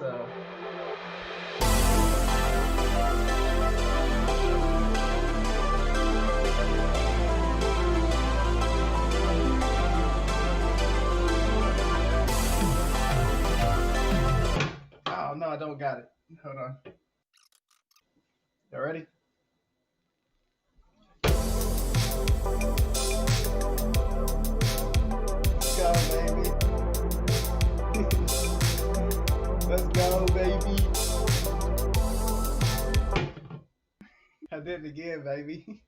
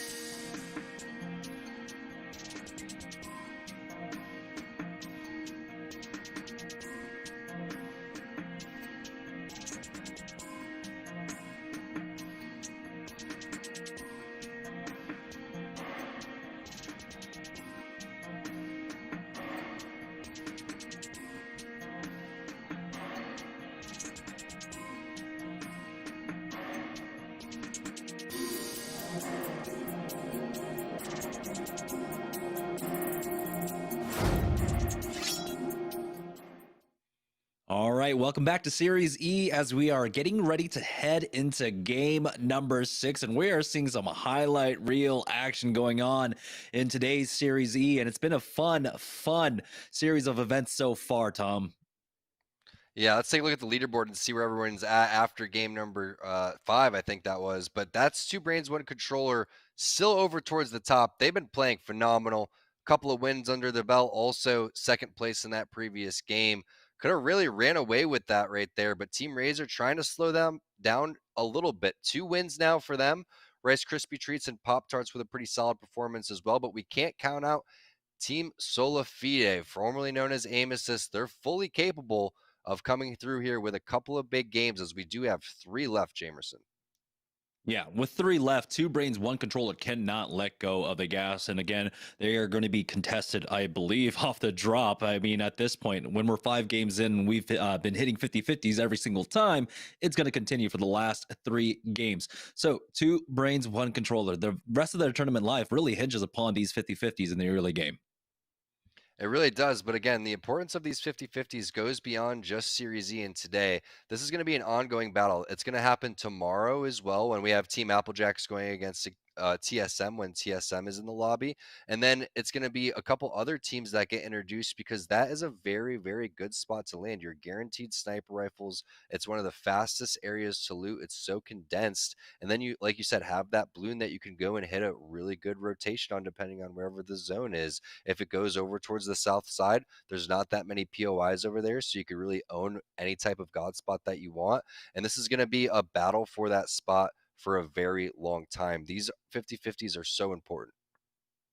Yeah, one team that we're looking at is Team Razor right there. Able to take the win in the last game. Mr. Hakulo, Zara Tricky, and Mercy Only. All 3 of them have had different opportunities throughout Series E to pop off. But in that last game, it was Mr. Hakulo winning the 1v3 as we join Team Razor for game number 6. And it looks like Applejacks are taking that fight once again. They've got the first knock onto Tech. That's a super early knock. That's a Spitfire for Klein. Curious to see what kind of armor that he got as well. As Razors, they're gonna loot up, but we have to see if they got the res over there on the Applejack side, and for Two Brains, One Controller. So you don't see the finish quite yet coming through. Actually, the finish did. So it was a full kill for Klein. He got that one. Now it's a 2 versus 3, and they're gonna have to try to win this one. Again, they had a 2 versus 3 previously. They let Nasky get back up, and it was Tech clutching that one over towards the end. But we'll see if Lion plays this one a little bit slower. Klein has the most armor on his team, also playing the Wraith. There's a nice little 36. That's really all you need to go and send that one, because that player will have to hit 1 cell. But while that's happening and they have to cross, that's some good initial damage coming in. So it's going to be interesting, as Klein is so far up that his teammates can't help him. Now he's going to have to slow it down just a little bit and also heal. Yeah, importantly, though, is just how long this fight is taking right now. We saw the third parties coming in. They can come from Grow, they can come from Bonsai and Orbital Cannon. So you have to be fast on this. Klein, though, dropped down to 25 HP now. Is pretty much out of this fight, and he needs Kenny and Lion to just frontline for him until he can heal up. The bubble has come down, and as you can see, Lion has to use that battery because that's all he's got. Kenny will be able to pop that medkit for himself, and they still need to win this 2v3. Such a great job by Nasky and Bowser holding them off, since Tech has died already. But now we're taking a look at Team Intel, and they're getting a little bit of a skirmish as well. That's going to be Chief Impulse dropping. Have another player that was located over towards the left-hand side. They're going to be able to find him, but Klein gets the knock on to Bowser, and now it's only 1 more player alive. Nasky going to fall, so Applejack's taking their time with that fight. But like you were saying, Jamerson, that lasted a long time. Is there going to be a third party in the vicinity? We'll find out. Pringles gets a knock as well, so a lot of action happening in the early rounds here. Looks like they're going to be able to mop that fight up too, because they have 2 down. And that's very important for the rest of the lobby. We have to remember that Two Brains, One Controller were in first place now, and they weren't able to put on any points for this game whatsoever. As we join Team Pringles currently here around Gardens. We even got the ring information, so it might be another Garden Circles for us. Yeah, and you love to see the armors coming in for Pringles. Stink with the gold, and gold is very underrated because in the fact that you don't need that many cells, which means that you're going to be able to give up all of your batteries over towards your other teammates and conserve a lot of resources going forward. So great situation to be in for Pringles. Definitely have the pick of the litter in terms of where they want to set up and exactly how they want to go and approach this one. Problem is right now when you look at the resources, oh no, Info with a huge triple take onto hundreds. You're going to have Stink come through with the res, but it doesn't look like he's anywhere near there. Super unfortunate turn of events for Pringles. Completely Oh, separated, BM. and so that's going to be hundreds instantly finished off by Oso Rated. And now Stink is just trying to get out of there. If they can recover the beacon, there are plenty of places for the res, but they're getting chased down right now, chased away from that banner, and so it doesn't look like they'll be able to recover that at all whatsoever. Well, while that's happening, Casellos took an off route, so maybe the plan is to draw focus onto Stink, and then since we're so early in the game, and like you said, there's so much real estate to be able to get these reses off, it has to be up to Casellos to go and do that. But we're taking a look at Team Pop-Tarts coming through Daytona 500 style over towards the edge of the map, trying to get into the zone. And when you have the Gibby, it just makes it so easy to go and take these rotations since you can throw the bubble on. But here we go. It's going to be a little jousting wars over here with the Tridents. They're making their way over to Garden so they can actually get involved in this fight as well. We saw a full team over here they were chasing after, but instead they're going all the way over to the north hand side, and so they've got the ping onto the compound just to the north over to that circle. That could be it where this one ends. It's Team Vouch that came in, remember, for that third party. They were able to get that one kill, and now with the defensive bombardment coming down, they're going to go ahead and get into the cover of the buildings for now. But once it dissipates, watch them just go for the full push. They're trying to spot out where that team is. The pings do come down. Taking a back angle here is Info. Just watching the door for now, as it has slowed down. They'll be able to clear that with the thermite. As soon as the door goes down, they toss in the frag grenade as well, but they don't get anything off of it. They just get scanned. Curious if that was Team Pringles down there with Stink doubling back, and maybe they got the banner, maybe they didn't, but take a look at the team tracker too and see who's alive, who isn't. Solafide completely healthy. Applejacks, they won their 50-50, taking out the #1 team, so that was super important. And there it is. Pringles still has 2/3 of their players, so not completely out, but haven't been able to get the res there onto hundreds. Again, that was the craziest turn of events in the game right there because of the fact of the positioning and the loot that Team Pringles had. So great job by, I think that was Vouch, coming through and slowing that team down. But now Rockstar, seems like they've always been rotating and running into teams. Every time we're looking at them, seems like they're getting ready for a fight. Yeah, this path through Turbine in the center of the map, we have a lot of teams just kind of ending up funneling here. It looks like it's Team Cheez-It on the other side. They're trying to open up with some damage here with the nades coming out, but nothing quite landing yet, as it is Cheez-It that do have the HP advantage. They've got triple purple on their side. It's a double blue for Rockstar, and so they're just taking this measure. And as you can see, they're even checking their backs, wary of any teams pushing through Turbine. Look at that angle through the vent right there. Got some, I didn't know we had little Counter-Strike vents going on over here. Pretty interesting. Haven't even been on this side of the map utilizing these yet, but you think Pickett cares what armors they have? He's still going to send it here eventually, especially with this purple extended mag and a massive background. So as soon as he gets some damage down, expect him to throw not only his Q, but his ult as well. And there it is. Going to toss one out, avoid the grenade. So nice timing by that team, and now the push is going to start to come. Yeah, you try to get the black hole and get them in and grouped up, but that does create an opening for them. They have been able to push out the vents at the very least. Here's Matt Pickett, has to slow things down just a bit as he pops that battery. The bubble was used on the other side, and Nades gets the knock onto Crummy. It's a 2v3 now, but Aves from up top gets the one knock. Matt Pickett finds one as well. It's down to a 1v2 here as Matt Pickett slides in with that cube, takes the high ground. 98 drops down low, and they will be able to finish this one off, and instantly pops that bat, afraid and wary of a third party. The Matt Pickett factor. It was the Arc Star with the massive damage that helped Aves.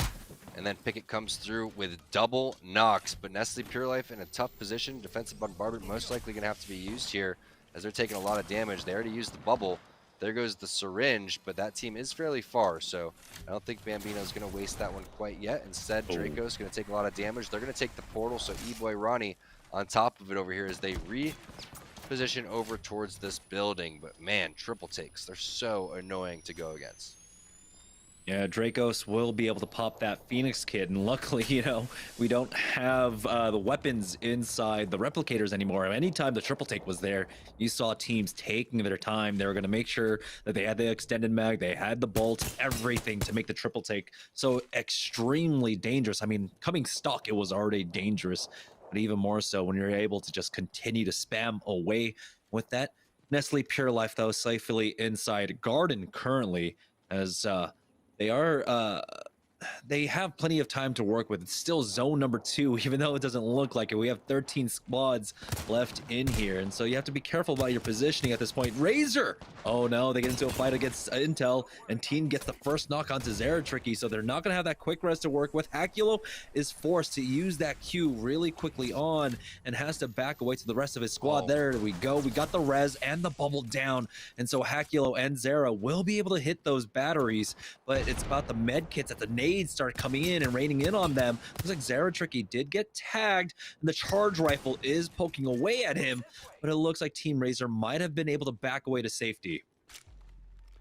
Such a good bubble from Zeratricky. Insta-res coming in from Mercy only. They realize the only opportunity is to throw the bubble down, but also great job by Hakulo, at least landing a couple of shots, so these players had to back down and reset. But we're looking at Solafide, who already got a knock in this team fight, adding some more pressure, but they don't want to overextend because of the fact they're in a good position. They have a scan on where the next zone is going to be too.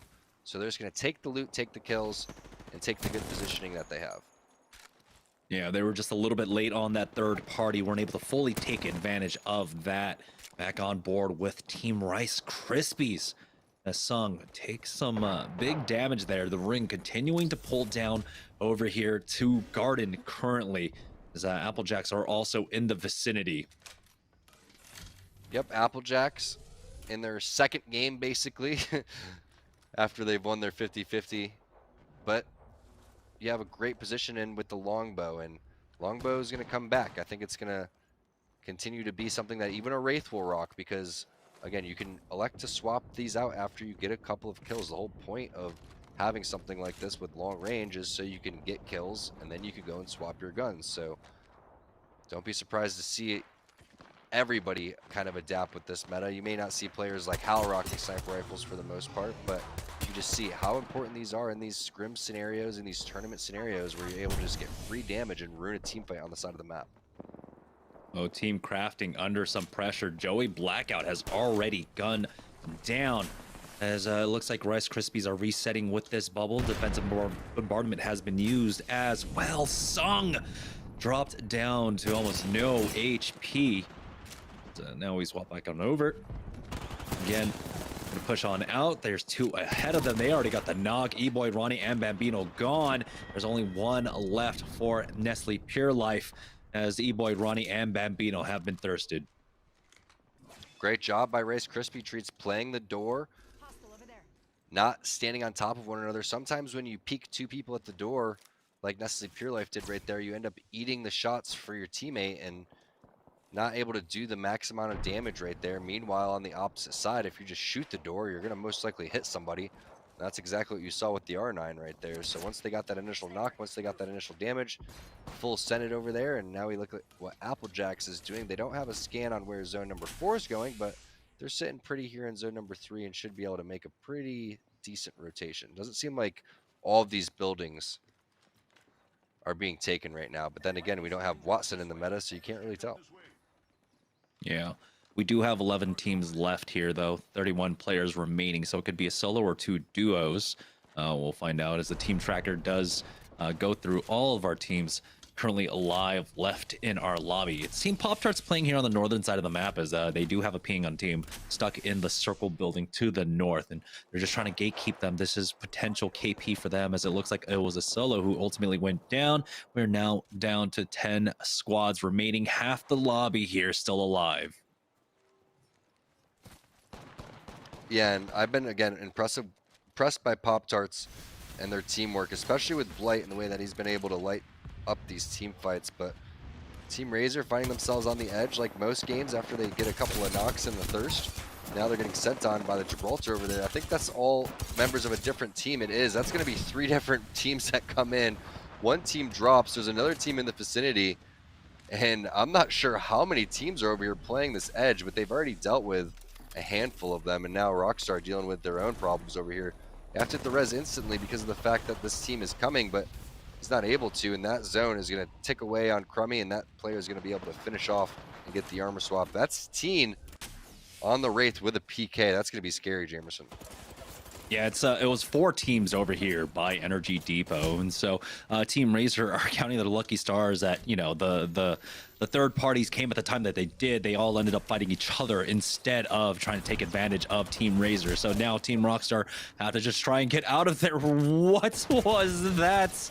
Oh boy, he tries to use a balloon. He gets punished for it. Aves will go down. Now, though, it's up to Team Razor to try and rotate out, but Mercy only. Did he get the memo?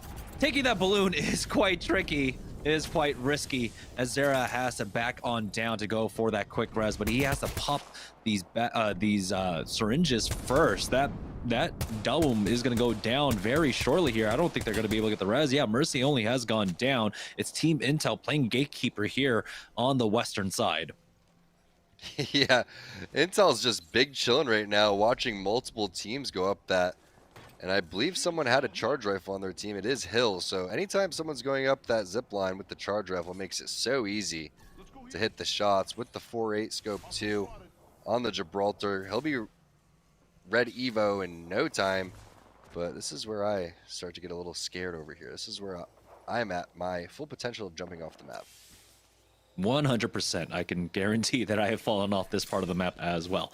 Matt Pickett, though, the only team player alive for his squad. He should be able to recover Aves, but I don't know if he'll be able to get the res. He's been spotted out, and so he has to find another way in. But, man, I don't know if he's got the heals behind this as well. There we go. Pops the med kit. And he's just delaying what seems to be the inevitable Team Rockstar on the verge of getting knocked out here. We'll see if Crummy has any extra heals for him. Yeah, he might as well hit the res. I mean, if there's syringes, and I feel like Pickett would have already been making his way over towards the zone if that's the case. The fact that there's a box there is huge, but that's going to be Intel getting a knock and finish on a Stink.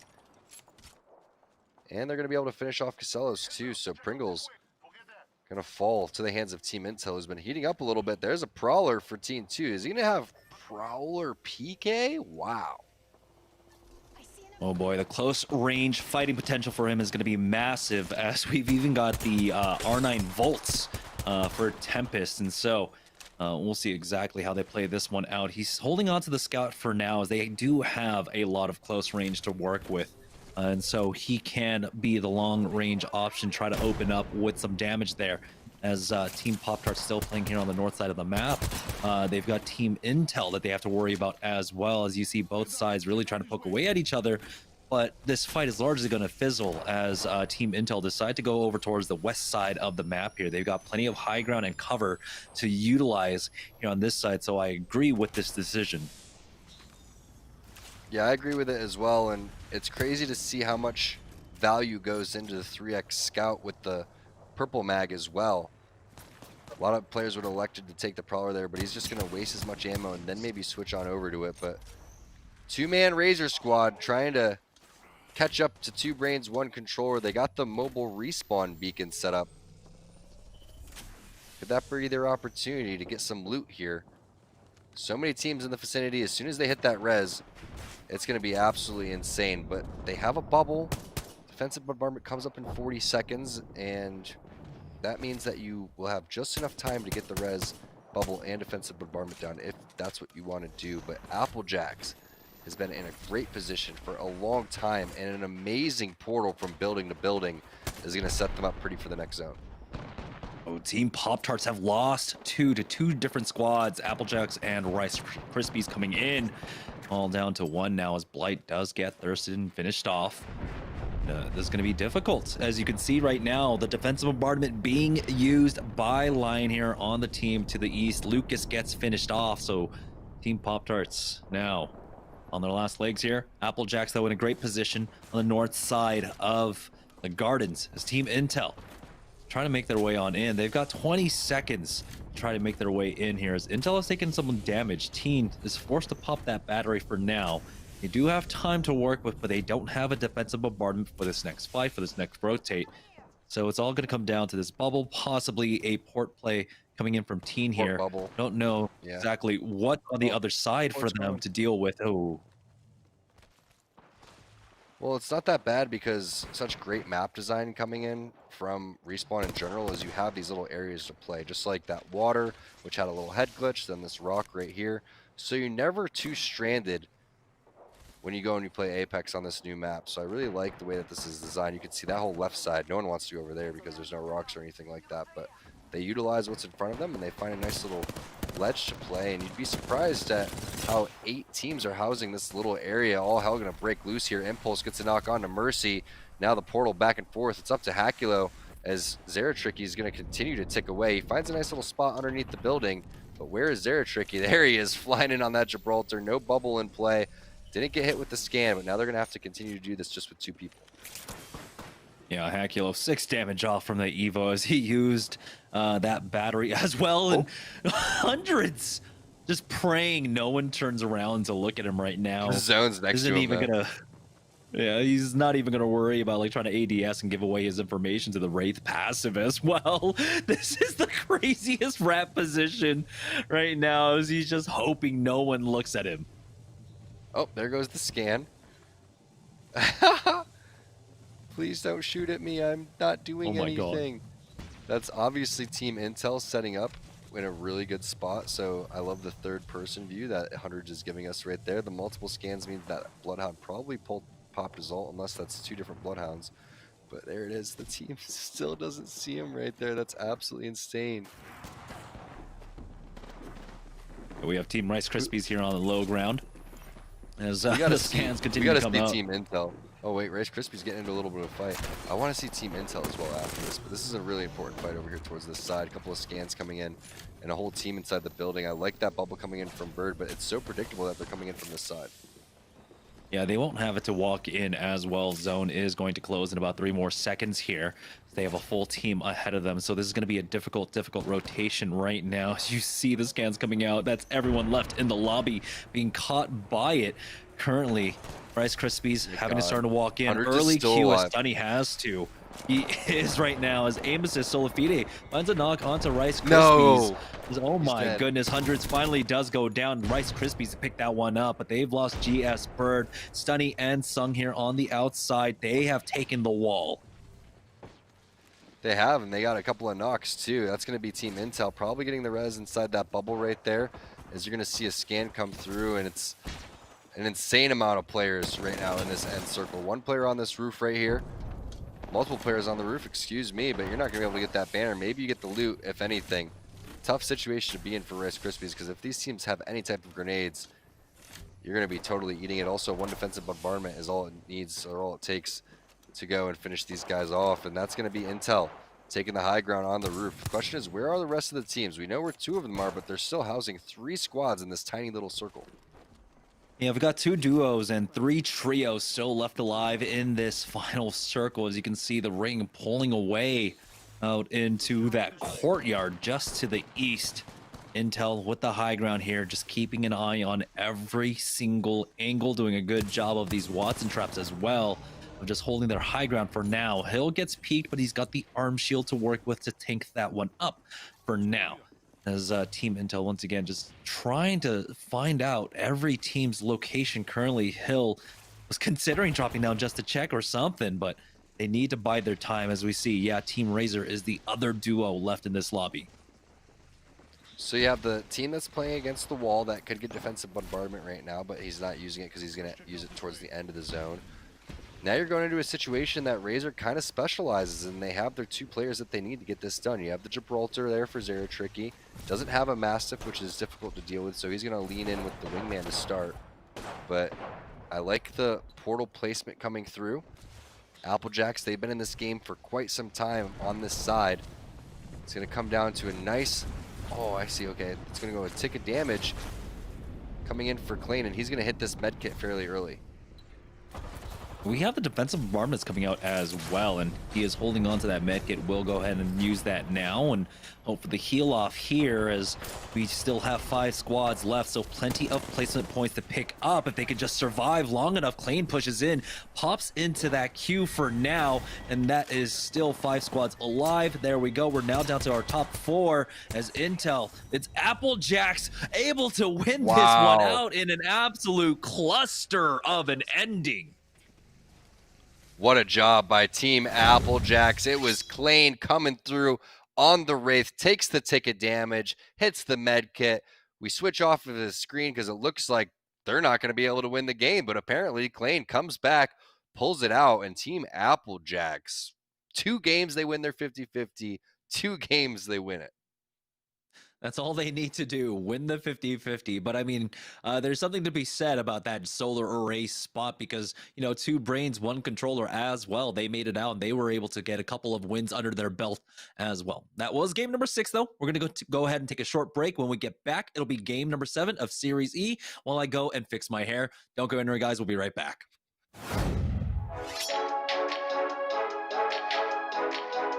My name is Dracos. I play for Team NPL. I'm about to try the Nestle Pure Life Plus for the first time.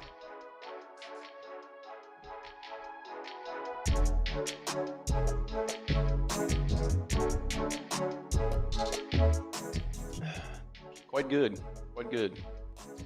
Refreshing. That is some quality H2O. I would have to go ahead and say my favorite one is definitely the Blackberry. It was right away. The other ones have good flavor, but I would definitely go with the Blackberry.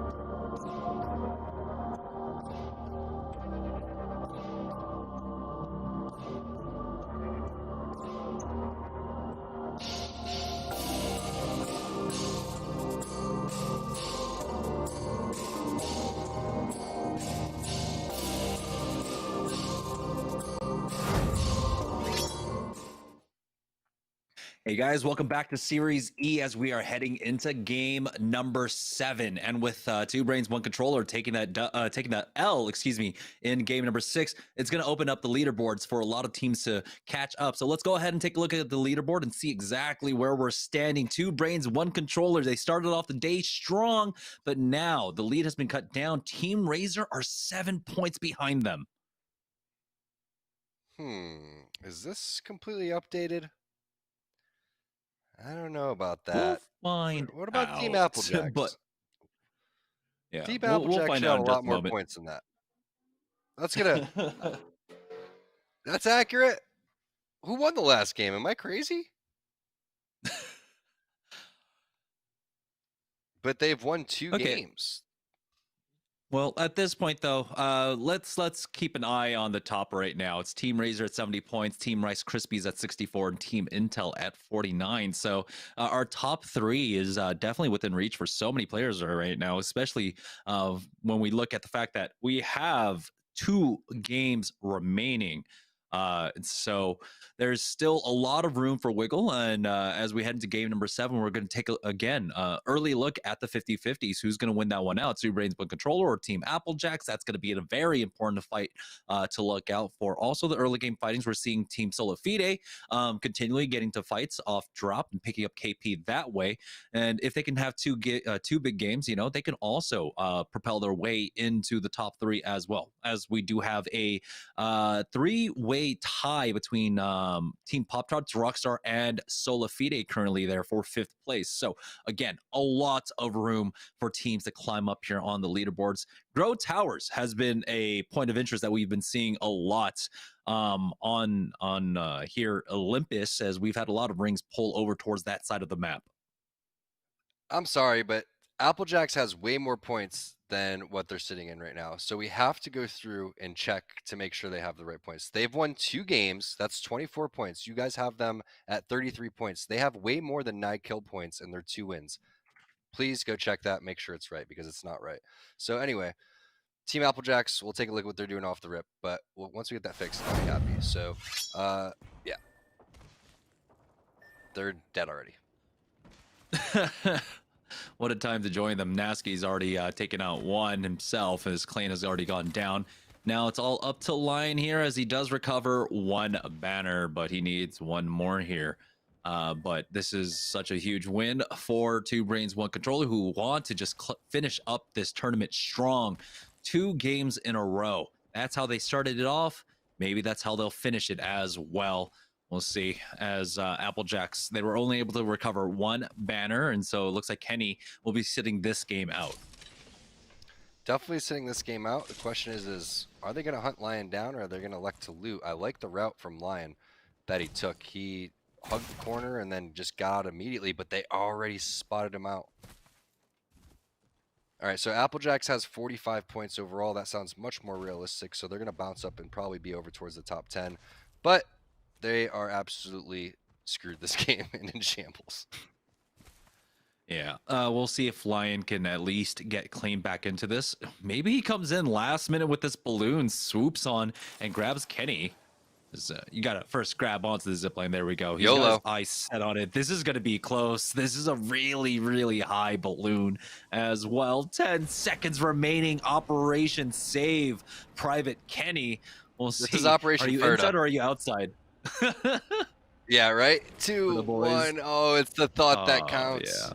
It's the thought that counts. That's all that matters. He knows his boy Lion's a ride or die guy. Lion is going to go down with the ship here. Probably going to die any second now as they spotted him out. But there goes the bubble. Hopefully there's an armor swap inside for him, but maybe have to look through the window. Instead, he's just going to just book it out and maybe hit the rift if he can. So he's going to, yep, check these, try to get an armor, and then just completely dip out. Poor Lion, absolute shambles. Oh, no. He's checked 2 bins already. We are on board with Crafting, who have found themselves in a fight here. Ooh, onto Purple Evo, but they've already got the crack. They've almost got the knock. Joey Blackout with that R9 wants to go for the re-peek again, and they are slowly closing in on this squad right now. No one's touching Joey Blackout somehow. He's going for these wide swings as well. 2JZ have already lost 1, and they don't have any armor left, as Team Crafting are perfectly healthy. There it is. There's the next knock, and now it's up to just, well, 1. And they might just be able to finish them off. He's got that cover to work with for now as the scan comes out. Another team getting involved and might try to steal this kill from them. Protectful wants this kill so bad. He's going to put himself in a horrible position to potentially get sniped. But fortunately, that guy goes towards the right instead of the left. And amazing tracking with the R301. coming in for Protectful. So these guys moving it as a unit. Nice job by Crafting, and they took second place with Z Davis instead of Protectful last week. So they're fully capable of putting up some big games. But let's see what goes on with Vouch over here. Vouch has the Scout and the Alternator. So not an ideal situation to be in, and that's one of the problems when you're playing Pathfinder and you have the Scout, as you think you could go and challenge, but you're not a Gibraltar, you don't have that arm shield. You're going to end up taking a lot of damage, just like Dracos just took a lot of damage and gets ripped by a Arc Star by Gentrifying. Solifide now going to be chasing down NPL. Yeah, NPL have to get out of carrier here, and you know, Solifide do come from the western side of the map, and so they have to run towards the east right now, as it looks like the zone is pulling over towards Turbine now, and so we'll have a different ending for this game, as NPL are going to have to play a man down from this point on out. I don't know if they're going to be able to come back and recover that banner. Aim assist generally, Solifide generally don't let you do that. Pringle's in a fight over here at the Rift, as they have lost hundreds currently, as he's off in no man's land, as they've completely abandoned him now, and Stink will fall as well. It's Team Rice Krispies. Casellas is able to make it out, taking that part, and so that's going to be Pringle's left now down to a solo. Our boy Lion coming back here, getting clean into the game, and you never know for Applejacks if this could have. Oh man, they're hot on their tail. Look at this. If this is still, if this is gonna be the same team that lands with them, if that's 2 brains 1 controller, I'm gonna lose it, because this has been an ongoing thing for Lion for quite some time now. But I think he hit a res, and it's a different squad that's chasing him. We'll see. As Razor finding a couple kills there, and the finish, one on to Vinny. And also Team Rockstar getting into another skirmish. Definitely one of our more active teams over here in this game. Yeah, this could be Solifide in the area. As we saw the knock coming out earlier on, 3 full players in front of them. They're trying to keep them at bay here inside carrier.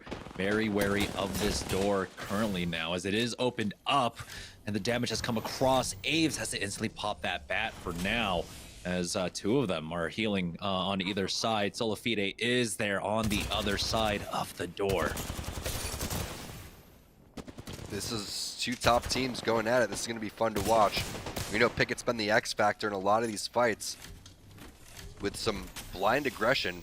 Uncalculated, calculated, you never know. He just kind of feels it. But Razor getting a knock on to Intel too, so we have some pretty epic fights going on, as Razor's going to finish that one. So we'll stick on board with Solifide / aim assist.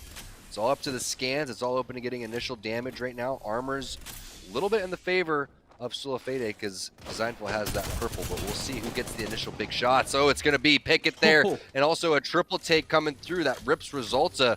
Now the Phoenix kits and batteries coming through, but it's just going to be a reset from both teams, and they're just asking to get third-partied. So while that's happening, you see Rockstar with the heads-up play, realizing they're the team that is out of position.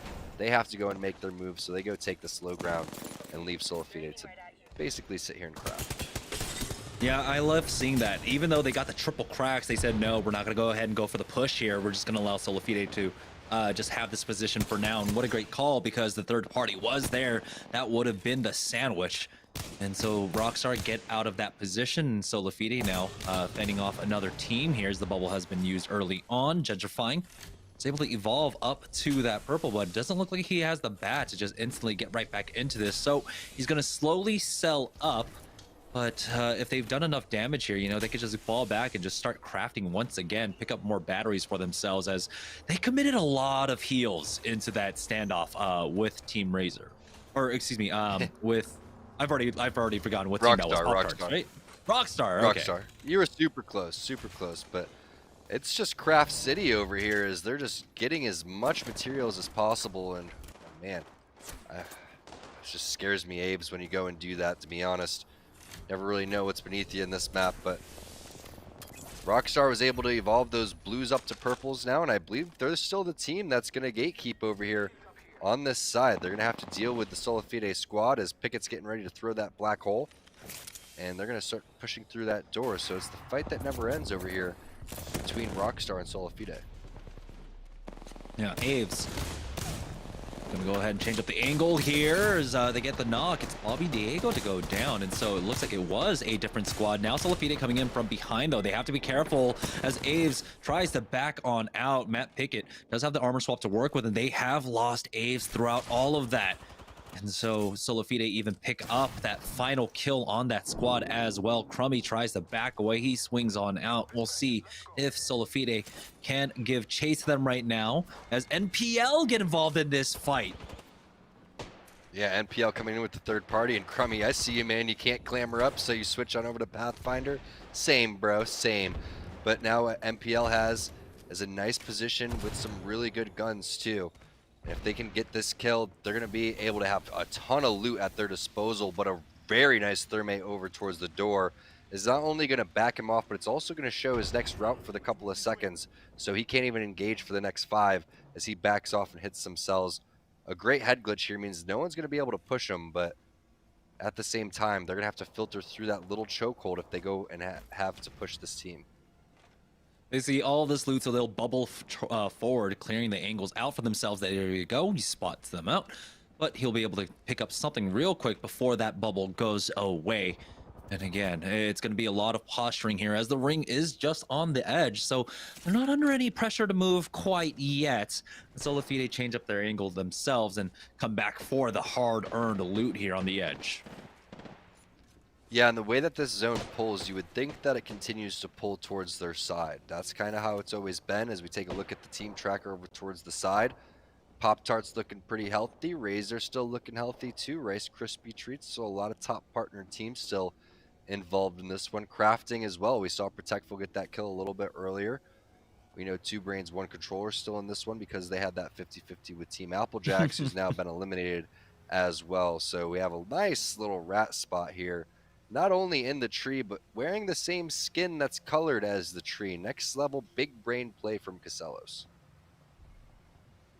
Yeah, and he'll be in here for quite some time as well. And this is always the great thing when you're playing Kings Canyon, or now if you're playing here on Olympus, you get the tree camp once again.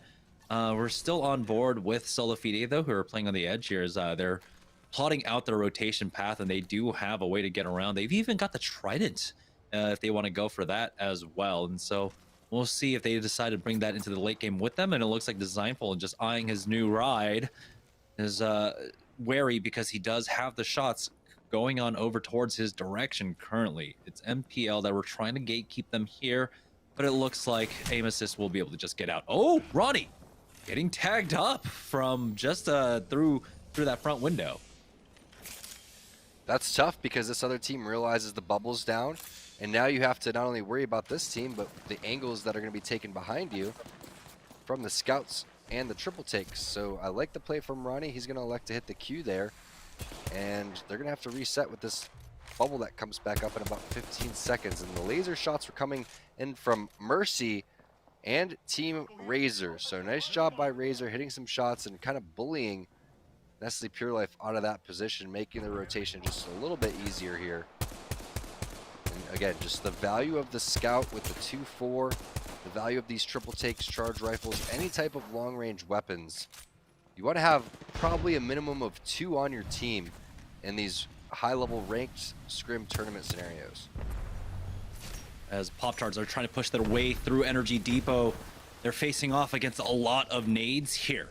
As Fat Fruit Ninja does back away and resets with his squad. It's Lucas who needs to pop the battery here. Unfortunately, he was just 2 shots away from being able to get that Evo as well. Charged up to the purple for now.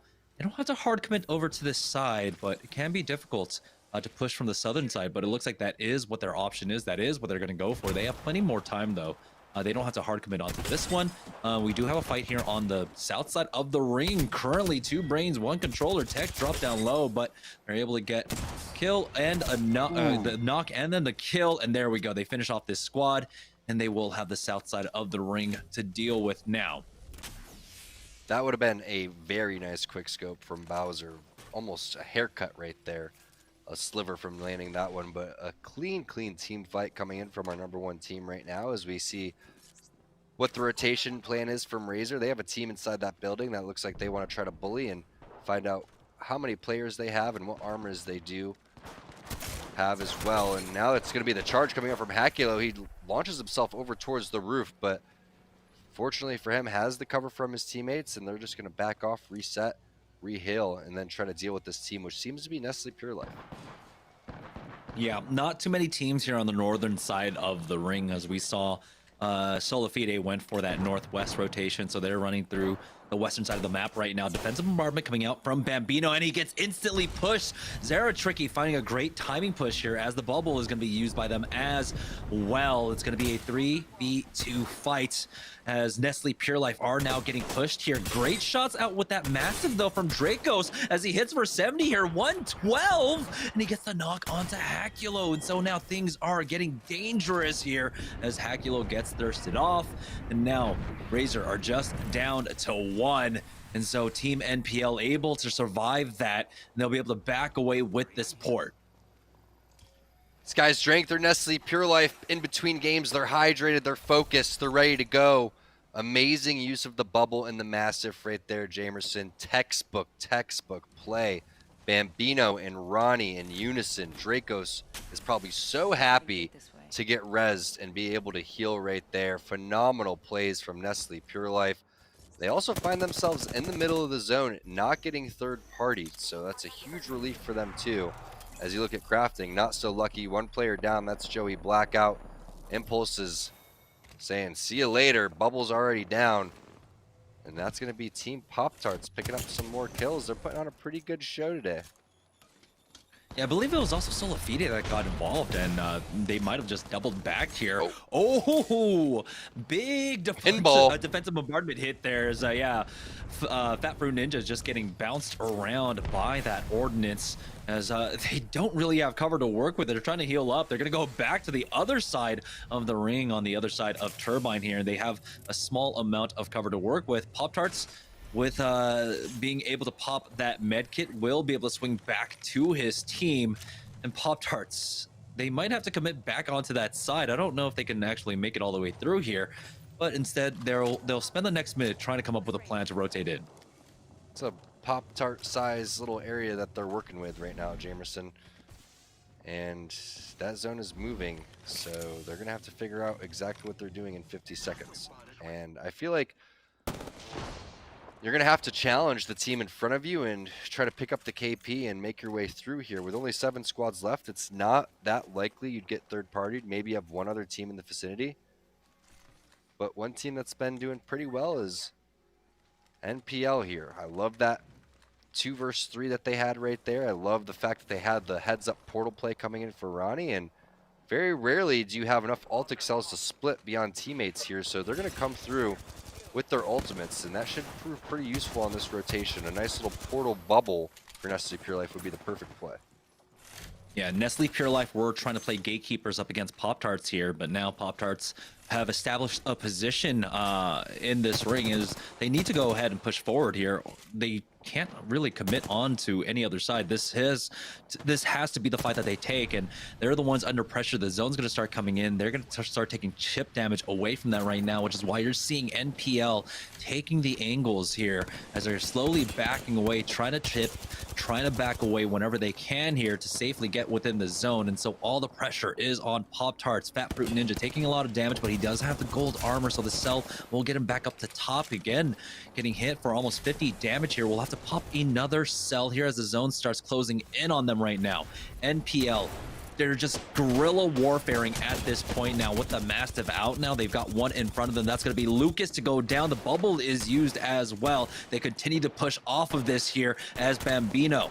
He's going to drop down onto the Gibraltar. They lose one. That's E-Boy Ronnie to go down, but they've got the mana advantage to work with, as Nestle Pure Life will be able to wipe up Pop-Tarts, and they should be able to res safely here. 6 squads remaining, 14 players, as aim assist are getting taken out by 2 brains, 1 controller. Great job by Nestle Pure Life right there, staying in the fight. Dracos and Bambino double teaming the final player right there. It looked like he was going to leave his boy and try to clamber up over towards the top. Instead realizes that he's already fighting. Come back, pinch him. He's not going to shoot at you even though you're 100 HP. Great heads up play there by Bambino. Now they're going to be extremely healthy and making a rotation from what seems to be fairly safe. We know their entire back's clear.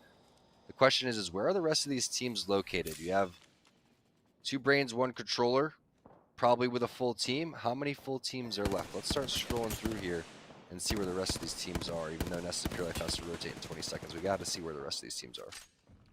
Yeah, that's super important. 5 players are currently missing from the lobby right now, as 2 of them, are on Team Pringles. But how long will Casello survive here? He's been spotted out at the bottom of Turbine. That's going to be another kill picked up by Nestle Pure Life.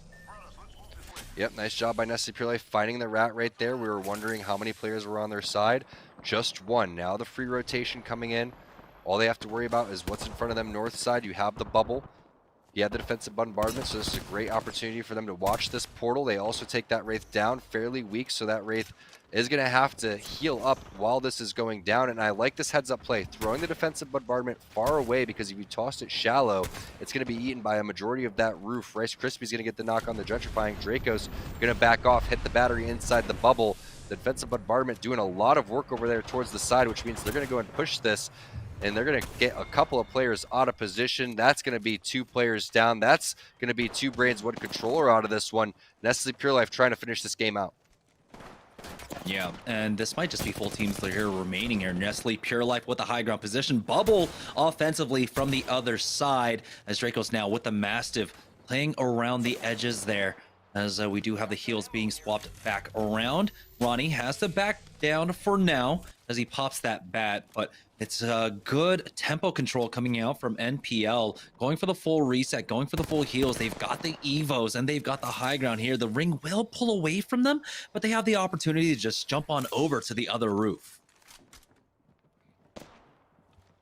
Yeah, and they're not going to have defensive bombardment for this one, and we have to give a lot of credit to Bambino for forcing this situation and owning this real estate, not only getting here, but forcing these other teams inside of this building. Everyone had to retreat once that one landed. And now Draco's going to make his way on over towards the roof, just like you were saying.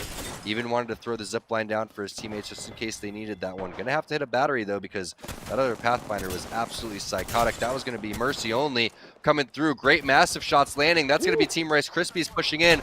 A great bubble, too. But Ronnie's going to drop. It's all up to Dracos in this 2-on-1 situation. He gets 1 knock, needs the armor swap, finds the purple. That's going to be Rice Krispie Treats barely getting the dub. Nice job by Dracos, almost pulling it off for Nestle Pure Life. He tried, but the defensive bombardment cleans were hits. And what an end game there. Ultimately, though, 2 brains, 1 controller were able to survive until the end. I think that's one thing that's super important. And they had a minor lead. They were leading by 7 points up against the second place team here. And so being able to make it there until top 4, top 5, I forget exactly where, is going to be super important. We also saw that they were able to pick up kill points along the way, but we'll have the leaderboards as we head into the final game of the night. Just after this break. We'll be right back. This is Series E.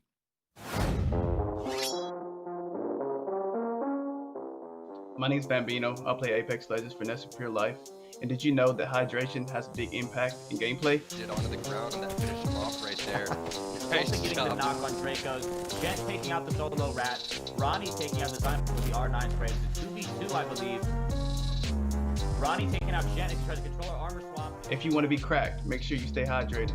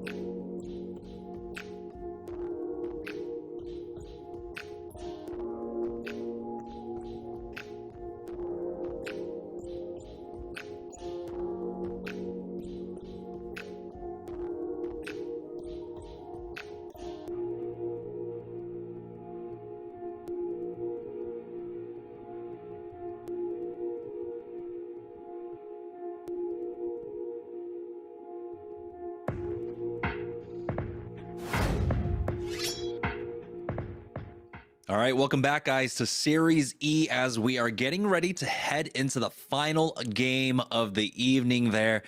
As we should have the updated leaderboards very shortly. It's going to be super important to look at because we did have Two Brains One Controller slowing down just a bit despite a very strong start. And right now, they're only in the lead by 4 points up against Team Rice Krispies. And we have Team Razor in the fray as well. The teams that start with R, who you got to watch out for going forward if you're Two Brains One Controller. Also, Intel Nestle Pure Life putting together a solid performance. Solafide / Aim Assist have been slaying out as well, but it's just been an impressive performance from Razor on the tail end. They've been putting together a really nice job, but Two Brains One Controller, keep in mind, are getting 50-50 if you're just joining us. That's going to be Team Applejacks, who've won their games. Now they're in 11th place with 2 wins, which is absolutely insane. So it's been a very interesting day here at Series E. A lot of teams enjoying Olympus for the first time and figuring out which landing spots they want to go to. Yeah, this 8-game format is definitely a different kind of beast. It does test the stamina of our players, but it is going to be the final game of the evening here that will decide who walks away as our top winners tonight. Two Brains, One Controller, Team Rice Krispies and Team Razor all sitting there in the top 3, only split by 6 points. It's going to be, it would have to be a massive performance out of Intel, NPL, or Aim Assist to try and even clamor there for the top 3 finishes. So it's going to be a 3-way race there for the finish line.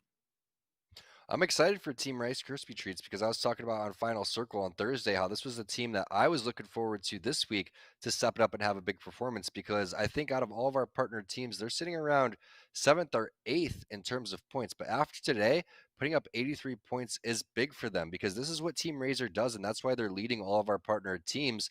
81 points today. Like you said, Jamerson, tend to average 10 points a game. They're averaging more than that already. So say that they get 0 going into Team Razor, say they get 0 points, Team Razor does this game, that's exactly what they're averaging. So we'll see what happens here as we take a look at what Team Rice Krispie Treats doing. Bird, Stunny, and Sung, really fun team to watch. Also, our online tournament number 2 winners from our August season in the ALGS, putting on a phenomenal performance in game number 5 and 6. So they're fully capable of turning up, and they're doing so today. Yeah, I want to say also, I mean, I saw something in chat. It's like, where are all the reputable teams? It's like, well, this is, of course, the proving grounds for a lot of the reputable teams, but also we have a lot of representation from ALGS winners and such as we do join on board with Rice Krispies. It's back on over to Rockstar, though, who have found themselves in an early fight so far here on the west side of the map. Oh, Matt Pickett, he's got Finds his a triple take. You do not push him. Double purples. Like, does it get any better for Matt Pickett? This guy, I don't want to say that he's lucky because you create your own luck, but man, getting double purples, that is lucky, and a triple take to start.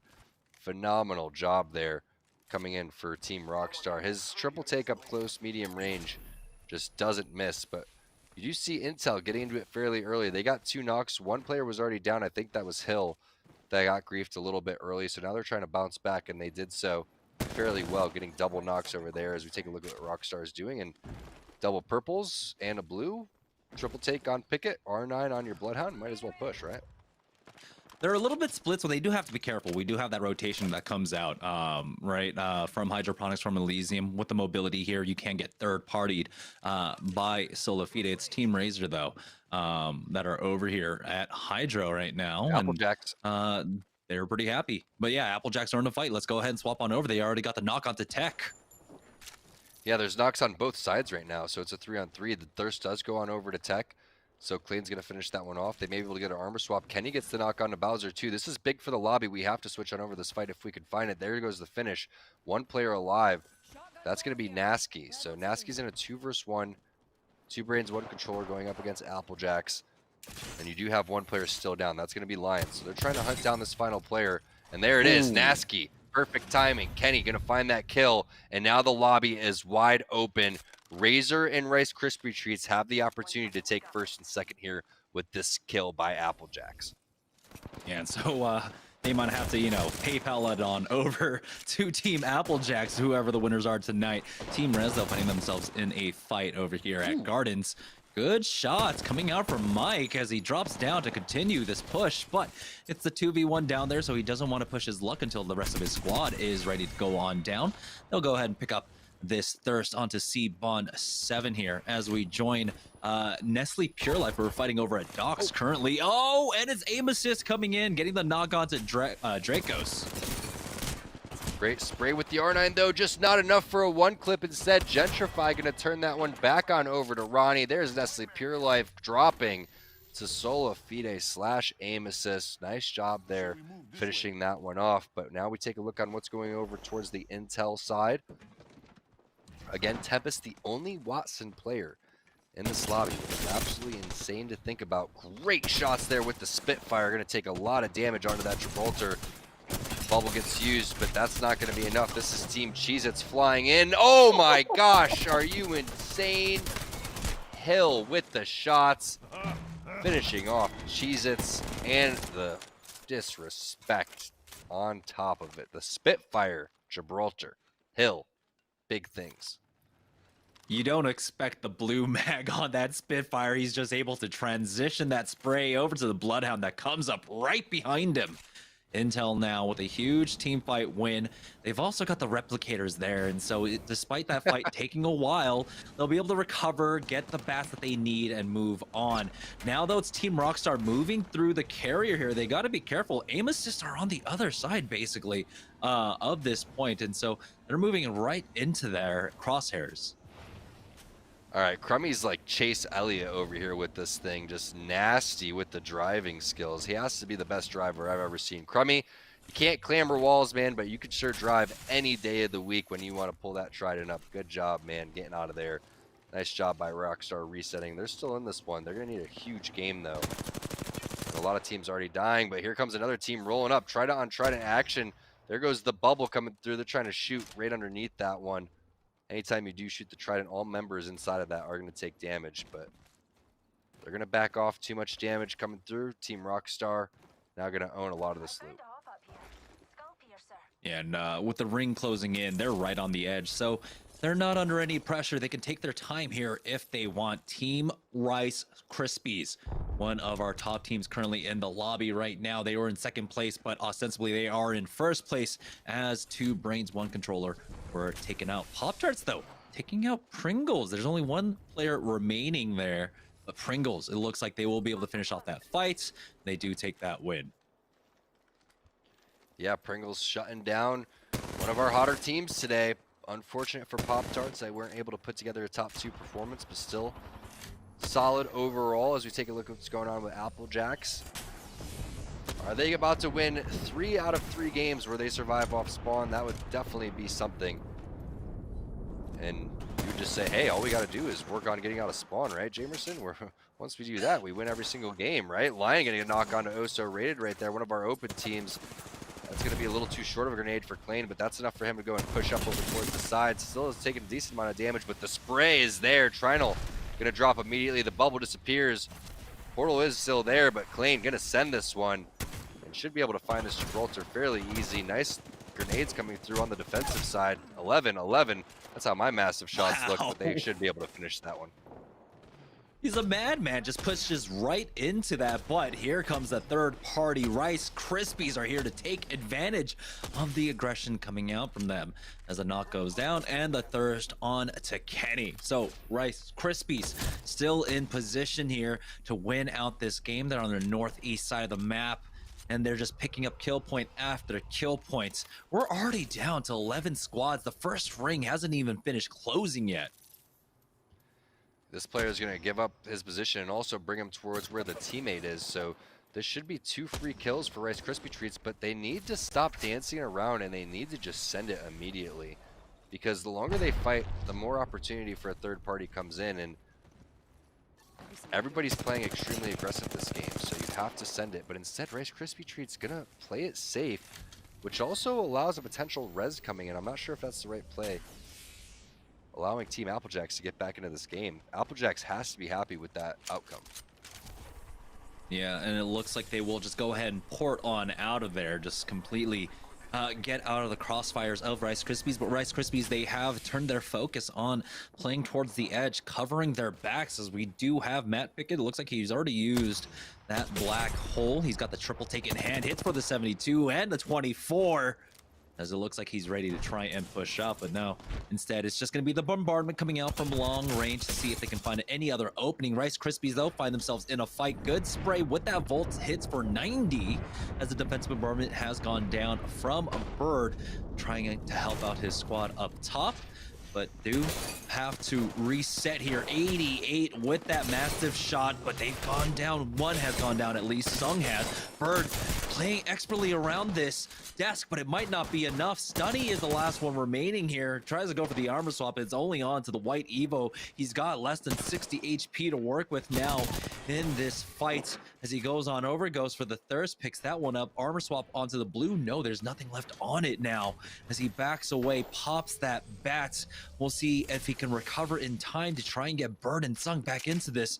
But things are looking so dire. Again, the fight's taking so long, you have to worry about the third parties here. As we see even Applejack's losing one. That's going to be Mike Lav picking up Lion and thirsting him. This is a huge point of the game here for Stunny. Did the rest of these players leave? That's going to be the Gibraltar big spray coming in, and the finish for Stunny. Rice Krispie Treats continues to play on. No thirsts coming in either. Ridiculous plays from Stunny as the last guy alive, winning that 2 versus 1, and now Rice Krispie Treats continues to play on and potentially win Series E this week. But they also need to keep an eye out for this team right here. Team Razor on the southwest side of the map, pinned down with almost no cover. Aves has gotten the knock onto Hakulo. Zera, is he in position to go for that bubble? The ranges are so close, but it looks like no, they're not going to try quite yet. But continue the fight on the edges here as Crummy has dropped down low from Team Rockstar. He does have to bat himself, as it looks like Team Rockstar are starting to give chase. The bubble has been used by Zera. Tricky Mercy only this time around, not going to have enough in the tank there. Team Rockstar will take out Team Razor now. Team Rice Krispies are poised to take first place. Yeah, I forgot about the other team that starts with the R right there. Ridiculous play coming in for Team Rockstar. Rice Krispies going to benefit the most from that, and they pinch, looks like Intel right in front of them. That's more kills going on over. Stunny, the kill leader with 5 overall. Rice Krispie Treats really starting to heat up and understanding the scenario here. Only a couple more points, and they're going to win this game, but a lot of our partner teams still alive, trying to win game number 8.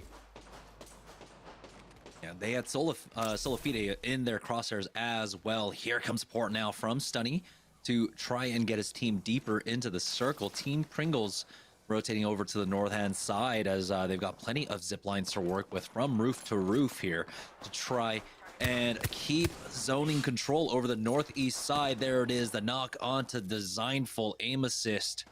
Just not having the greatest of last games here. Team Rockstar still have to rotate in from the south side as they get armor check onto the gold, so things not looking too great. Hits for that purple now. Aves pushes forward. He's got a couple more seconds left before he can pop that Q to give himself information, but it looks like the team is just completely backing away and allowing Rockstar to walk this one in. Yeah, or they're getting to a building and then they're going to set up and really bait them into walking towards them. But look at these mid-range massive shots. 44, 55, almost 100 damage overall. And now the bubble has to be used by whatever team this is on the opposite side of Team Pringles. But Team Pringles are with a decent amount of kills. Starting to get it together here, but Hundreds takes a lot of initial damage. He's going to have to pop that Q. His teammates are there to help. This is going to be a big fight going up against Solafide, and they get the dub. Gentrifying Resulta going to drop. Great spray there from Stunny with the 2x as well. These players are stuck inside the zone. They're going to have to retreat. Only zone 2, not going to tick too hard, but it doesn't look like there's much opportunity to rotate. Yeah, the other rotation path is just to take the road to their north, but they need a lot of heals to be able to make it safely here, which is why Rice Krispies are just using a holding pattern here, as for now, even Sung going into the zone to see if he can set up a wider angle for this. He wants to pick up a KP, and it looks like it is Team Applejacks on the other side. And this is a thanks you get from Rice Krispies for taking out the #1 team in the lobby. Yeah, and it looks like they're going to elect to go over towards the side. Like you were saying, they have a Trident. They need to take that road. You could heal while you're on the Trident, so I don't see why they're not able to do so. Someone else needs to drive this thing if that's going to be the case. It can't be the Gibraltar. It's going to have to be Kenny, or it's going to have to be Klain. So he hits that med kit. Kenny's going to hit a med kit as well. And they're going to have to make their move. Is it going to be a big wraparound over towards the side, or are they going to charge directly towards them? Right now, they need to put a bubble down on this. That's the first thing. Yeah, they'll have the fast heals from that as well. And here comes a rotation into the northern side over by Docks now. So they're safely in, but how safe are they really here as Pringles? They find a fight on the edge of the northeast side of this zone. Stink is taking a lot of damage, but Hundreds is there along with Casellos to finish off this squad. So now we are down to 6 full squads remaining here in the final game of the day. This looks like your typical rank game in Season 7. Everyone flying at each other as they do in the final game typically. Everyone trying to put together a big performance because they know the scoreboard and what they have to do to take over first place. It's typically going to be a 20 kill, 25 kill game with a dub is what you're going to need if you're one of these teams sitting in that top, 5 through 10 area. But we'll see what Crummy and Rockstar are able to do. Going to get aggressive over here. Pickett most likely going to use his high ground advantage when he goes and uses his Q. Maybe a black hole is going to come through. So there it is, the double push up. Pathfinder pushing up there with Pickett. Crummy's going to have to drop down. That's the knock right there onto Slinical. And there goes a knock from Stink onto Kenny as well. So multiple fights happening on the map right now as you have Team Rockstar just bullying this team over towards the side, using their abilities almost to perfection as Pickett flying around on this horizon. Oh, the hipfire is good as well as just trying to finish this one off. It's getting a little bit messy now as, oh no, Matt Pickett taking a lot of damage, but they should be able to clean this up. They get the Thirst at the very least and the armor swap.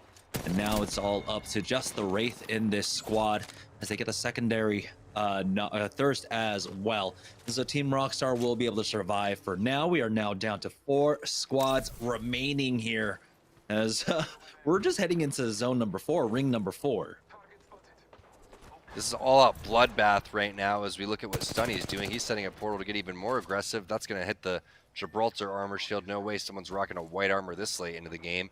As we take a look at what zone this is going to be in, the pink's starting to go down. Looks like Rice Krispie Treats wants to play the zone instead of going in and getting aggressive on that team over towards the side. 6 kills now for Stunny.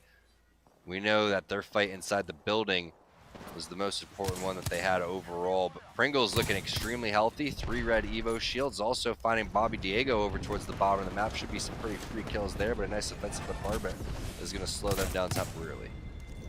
Yeah, Rice Krispies have the win, but it's just by how much. We have to remember that there's an overall leaderboard throughout the season as well. And there you go, spotting out that final remaining player on that squad. We are now down to 3 squads remaining. So Rice Krispies with this week, they're about to put on a lot of points onto the overall leaderboard. As if they can close this one out. They've got a team right in front of them currently as Sung pops that Beast of the Hunt. We'll have the Qs to throw out as well. He's getting ticked down by that Thermite. Gets the battery off, but now they're almost cornered here. Is Matt Pickett pushing from Team Rockstar now. He's got the high ground. He's got the black hole along with the defensive bombardment going down, but that Gibraltar bubble is saving them for now. As you can see, Rice Krispies backing away. They've lost Sung. They've lost Bird. It's all up to Stunny here. Rockstar have lost one as well, and so the third party should be coming in from that final squad remaining here to try and finish this one off. As you can see, Stink was able to get that Thirst onto Bird. Rockstar just sending it right there non-stop after some initial damage. The Thermite was so well placed. Now we look at the final fight of the game. It's going to be Pringles. Casellos getting the initial knock right there. They're going to send it immediately. Stink with the nice bubble placement, but he takes so much damage. Here comes Pickett continuing to send it, getting aggressive, flying in over towards the bubble. It's a 2-on-3 though. Are they going to be able to take this? Pringles gets knocked, 1 player alive. It's just Pickett. Can he do it by himself? No. Team Pringles, too strong. They win the final game here of Week 3 Series E. Team Pringles will finish off the last game of the day strong, but it was Rice Krispies. They picked up a lot of kills. They made it to the end there, and they were only 4 points down from 2 Brains, 1 Controller, who ended up going down super early on in this game as well. We're going to go ahead and take a short break while we calculate the scores. Well, we're basically just waiting to see who comes in a second place. Don't go anywhere, guys. This is Series E. We'll have the results right after this. Hi, I'm Dracos. I play Apex Legends for Nestle Pure Life. Hey, I'm Bambino, and I'll play Apex Legends for Nestle Pure Life.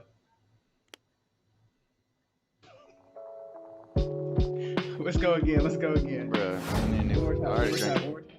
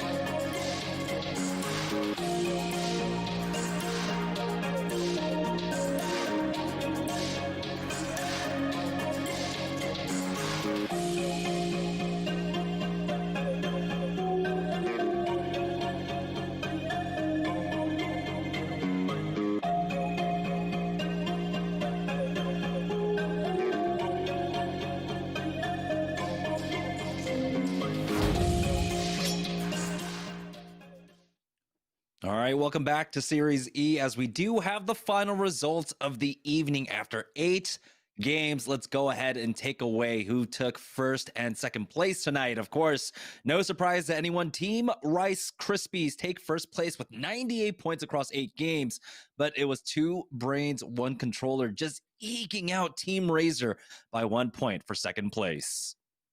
Nice job by 2 brains, 1 controller, especially with the adversity they had to deal with Team Applejacks, a very tough team coming through and taking them out of 3 of the 8 games. Seemed like,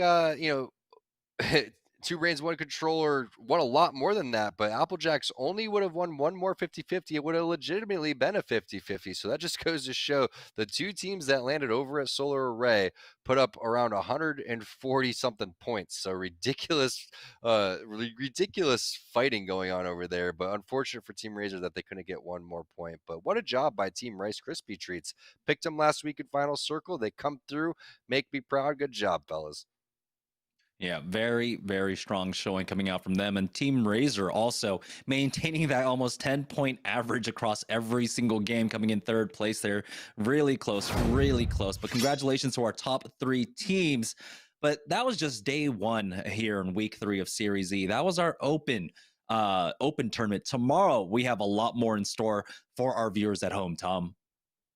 Yeah, keep in mind that this is open to anybody every Tuesday. It starts at 5 p.m. Pacific team, so it's first come, first serve. If you guys want to go against the partner teams and see your name on that leaderboard, make sure that you sign up. But tomorrow, like you said, it's going to be our top partner teams going against the top organizations all over the world. We have top 4 teams in Europe, top 7 teams in North America, all duking it out. So make sure that you join us for tomorrow's. It's going to be at 5 p.m. Pacific time, just like we do every week.